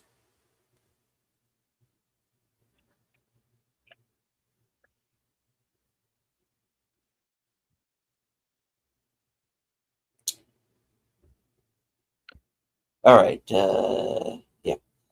Production executives opposed the selection of Kim Cattrall because commercial marketplace perceptions linked the actress to adult-oriented comedy films, specifically Porky's and Police Academy.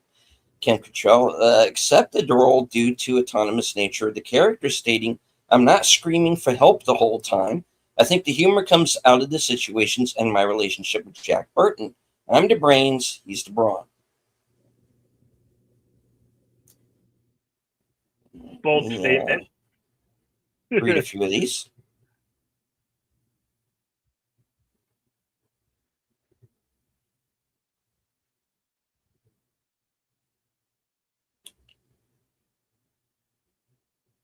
The production team utilized Rosemary's Baby as a structural template, presenting the foreground story in a familiar context rather than San Francisco at the turn of the century, which distances the audience immediately. Just to have one simple remove, the world underground, you have a much better chance of making direct contact with the audience.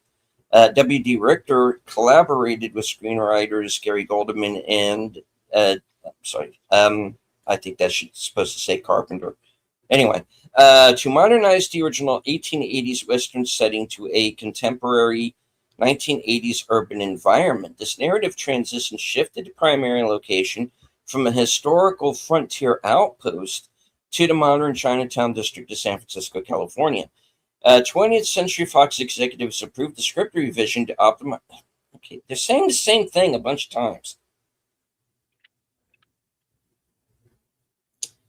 Uh, Screenwriters Gary Goldman and David Z. Weinstein authored the initial screenplay draft as a Western set during the 1880s, conceiving the narrative around a cowboy protagonist who enters a town.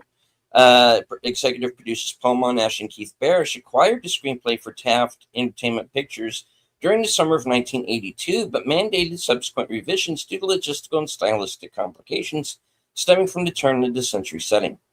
Screenwriter W.D. Richter executed a comprehensive 10-week overhaul of the text after 20th Century Fox removed the original writers for rejecting a modernization request. The structural revision discarded the historical Western elements, modernized the timeline to a contemporary setting, and retained exclusively the narrative arc concerning the character Lopan. The Writers Guild of America West issued an official credit determination in March of 1986, ruling that Gary Goldman and David Z. Weinstein retained the primary written by credit under Guild regulations protecting the original authors, and the Guild apportioned an adaptation by credit to W.D. Richter for the extension of modernization work, prompting director John Carpenter to publicly voice dissatisfaction regarding the restriction of the screenwriting credit. Carpenter himself performed uncredited script alterations prior to production to manage budgetary and cultural constraints. The director altered the narrative architecture to integrate the character Gracie Law into a Chinatown setting, expunged multiple action sequences to reduce physical production costs, and removed specific dialogue sections to eliminate material deemed offensive to Chinese Americans. Carpenter evaluated the original screenplay in July 1985 before rejecting the initial production offer. The director characterized the initial draft as, quote, outrageously unreadable, though it had many interesting elements. This evaluation prompted 20th Century Fox executives to hire W. Director to execute an extensive rewrite of the Goldman and Weinstein script. Richter modernized it. They're repeating a lot of stuff in this. I'm sorry, guys. Um, uh, Jeff Bridges was considered for the role of Jack Burton due to his and Carpenter's prior collaboration on Starman. The studio simultaneously reviewed Jeff Bridges for roles eventually assigned to Kurt Russell in both Escape from New York and The Thing.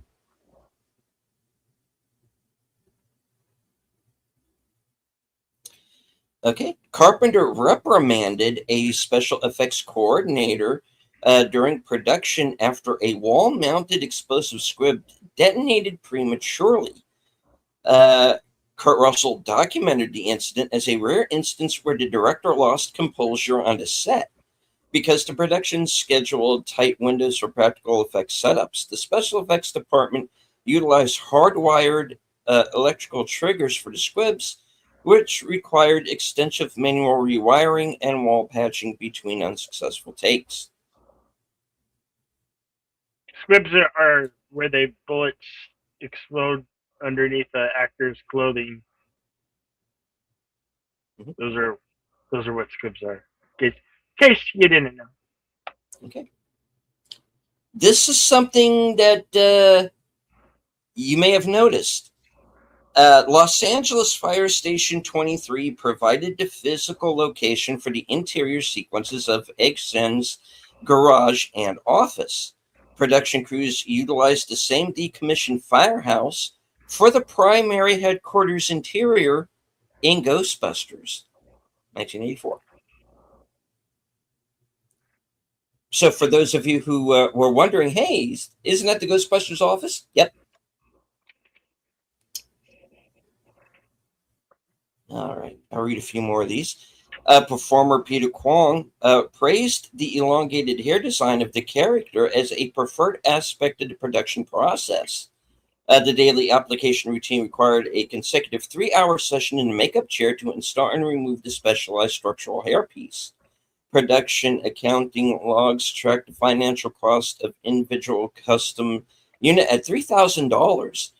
20th Century Fox authorized the specialized wardrobe expenditures part of the primary creature and character effects budget managed by Boss Film Studios.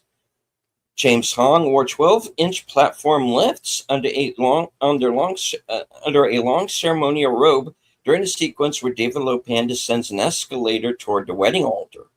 Production schedule constraints forced director Carpenter to bypass the scheduled stunt double, George Chung, requiring Hong to execute the physical descent on the narrow mechanical escalator steps while balanced on the elevated footwear. Hong subsequently recalled that the logistical hazard of the sequence, stating that the hole set with the mouth coming down the steps of the escalator, it was very dangerous, and noted that despite projecting a fierce facial expression, physical trembling occurred throughout the take.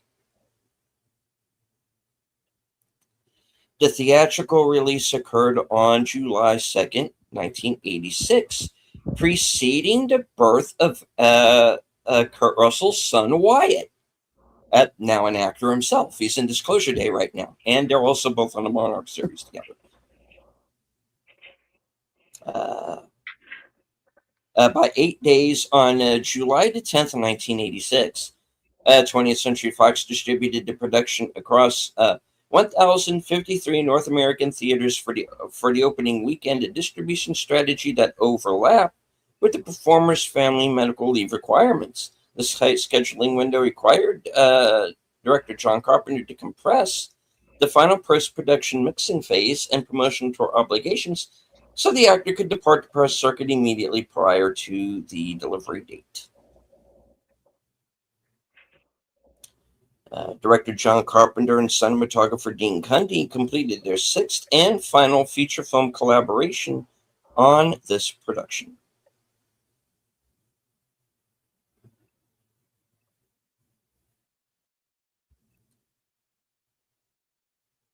Voice actor Hal Douglas performed a voiceover narration for the original 2-minute, 40-second theatrical trailer. The promotional script contains exact spoken dialogue. There is a hidden world where ancient evil weaves a modern mystery. They call it Little China. It's where Big Trouble was waiting for Jack Burton. They told him to go to hell, and that's just where he's going. Jack Burton's coming to rescue your summer. 20th Century Fox presents Kurt Russell in John Carpenter's Big Trouble in Little China. 20th Century Fox scheduled the promotional campaign alongside the summer theatrical release schedule of 1986, positioning the film as a tentpole action comedy property.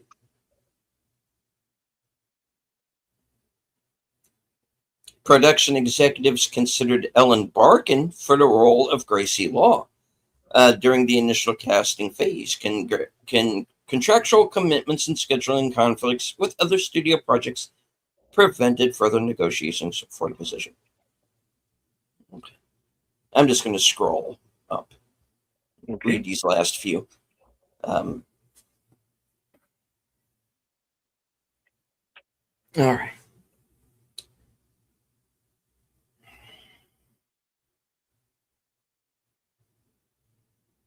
Thank you, Connie Yeah. Clarity, for 29 consecutive months.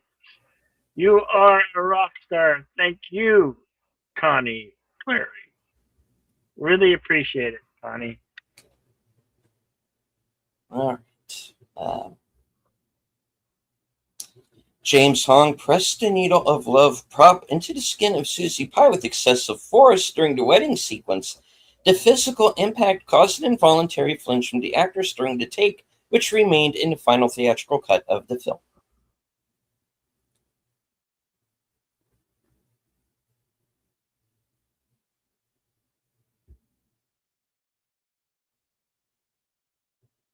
Okay. The final monologue delivered by character Jack Burton over the Citizen Band radio contains a sequential linguistic reference to the names of the three supernatural enforcers known as the Storms.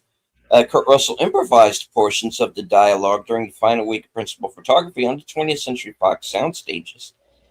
The specific phrasing explicitly replicates the English translations of the characters Thunder, Lightning, and Rain.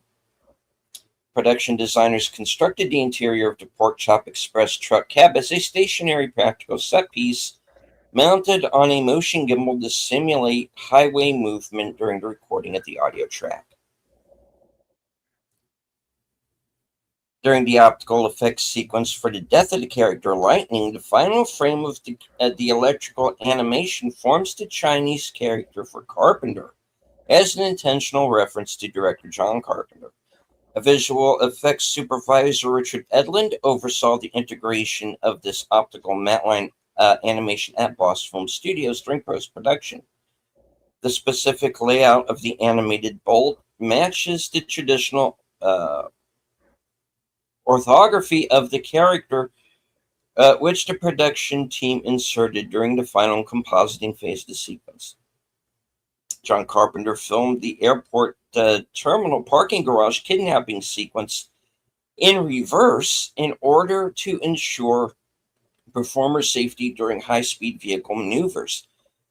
Production personnel lacked stunt doubles for the sequence, requiring the actors to execute all the physical movements backward before editors reversed and accelerated the film print during post-production. Contractual scheduling constraints and physical space limitations within the concrete structure precluded conventional stunt staging. The deleted production script required guards to gag and hogtie Gracie Law because of verbal resistance, explaining why the character remains the sole bound and gagged prisoner during the detention sequence. Kim Cattrall learned about the physical restraints on the day of filming. Due to prior script alterations, crew members removed the mouth gag periodically between camera sets to let Cattrall drink water. John Carpenter questioned Cattrall regarding the physical discomfort on the set, prompting Cattrall to reply, "I've been in tighter situations than this." Okay. We won't ask. The transfer of red lipstick from actress Kim Cattrall to performer Kurt Russell during the physical embrace sequence originated as an unscripted continuity accident rather than a planned comedic choice. Production crew members recognized the highly transferable property of specific makeup formulation during initial takes, prompting the actors to incorporate cosmetic smudging into the scene and improvised character as an improvised character element. Director John Carpenter utilized this specific interaction to exemplify Kurt Russell's willingness to undermine the traditional leading man vanity, a trait that directly informed the subverted action hero dynamics of the character. All right. Like I said, a lot of this kind of repeats,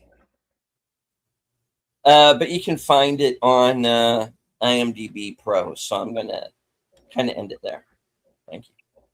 The scrolls Scrolls are closed. are closed. Alrighty then. Well, that is the show for today. We're having an extra dose on Saturday. If you are interested, where we'll be doing the 40th anniversary of 1986's The Karate Kid 2, starring Ralph Macchio and Pat Morita and William Zabka. Well, he more or less a cameo in the role, but anyway, 40th anniversary of The Karate Kid 2 will be on Saturday. I want to thank everybody who's been here today. Connie Carey of Igma Service, Daniel Berry Sports Highlights, our friend and pal Big Al Presents, Jamie Lynn Simmons, Kevin the Theme Park Adventure. Thank you for joining and being here today. FKHC 2005, who became a new member. Thank you. Yes. Also known as Tim. My co-host, Deleted Scenes, as always. Thank you for being the co-host. Joining me here on this program. Mm-hmm. I will say my parting words, and then you could say yours. As I always say at the end of these things, always remain to be excellent to one another. Party on, and we'll see you at the next one. Over to you. All right. And thank you, Bill, once again, for letting me be the sidekick for today. Jack Burton to your Wang Chi. And, or maybe it's the other way around. Who knows? We'll figure it out. And I want to thank everybody who joined us here live. We had over 90 people watching at one point. So thank you all very much for joining us. Even if it was only for a few moments, which is quite all right. This is as long as you enjoy this show. Hit the like, share out the stream, and of course, remember this film is available on physical media, so please pick it up. And it is also available on Fandango at home. So if you missed this live, those are ways you can watch. And leave us your comments on memories about this film. If you went to go see it with both your parents or one of your parents or just brothers and sisters, leave us. We'd like to know your comment. This is the 40th anniversary. We want to hear your little Big Trouble in Little China story. Leave those in the comments for us. Indeed. Let's see.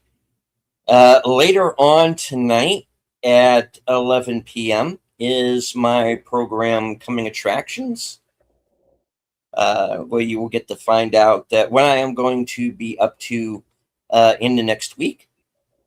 It is my birthday on Saturday. Yeah.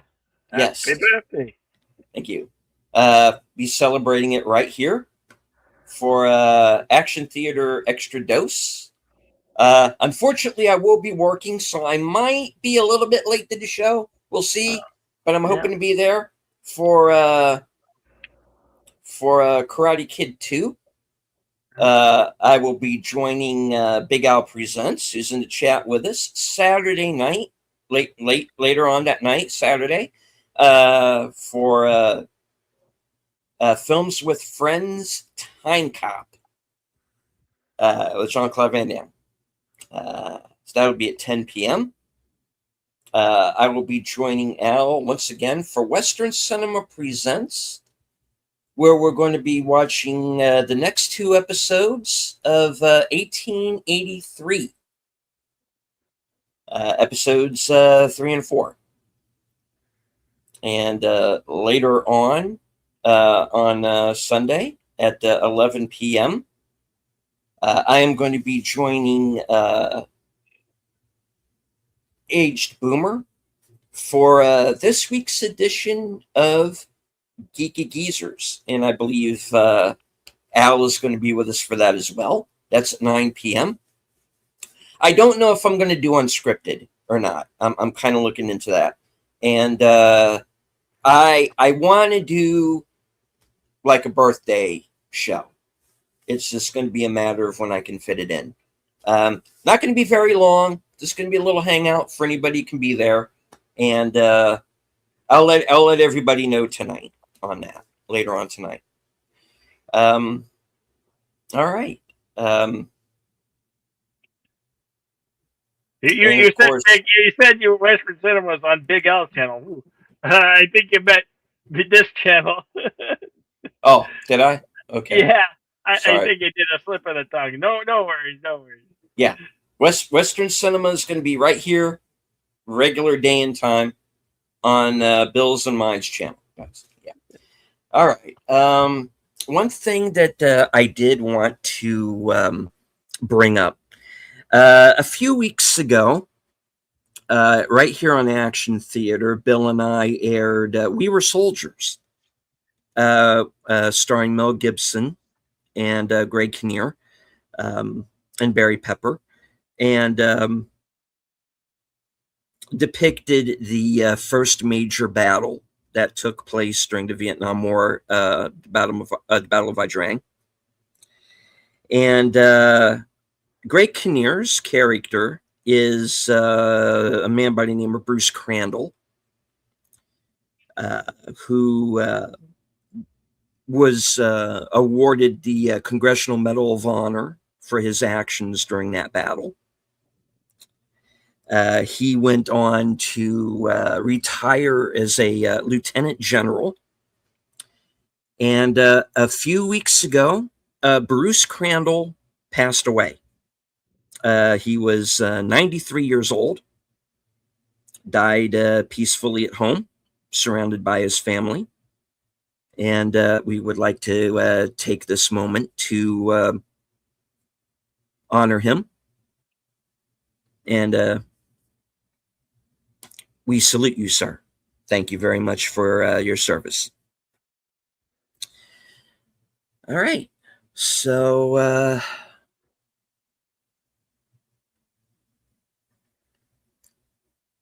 I guess I'll wrap it up from here. From HQ, our second home office in Arizona, and all points north, south, east, west, and beyond.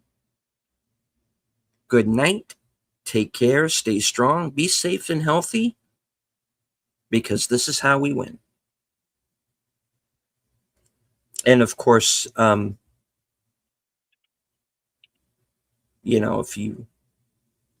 you happen to have like a 6 demon bag, that'll like get you out of any scrapes you may find yourself in. Oh, push the button, Frank.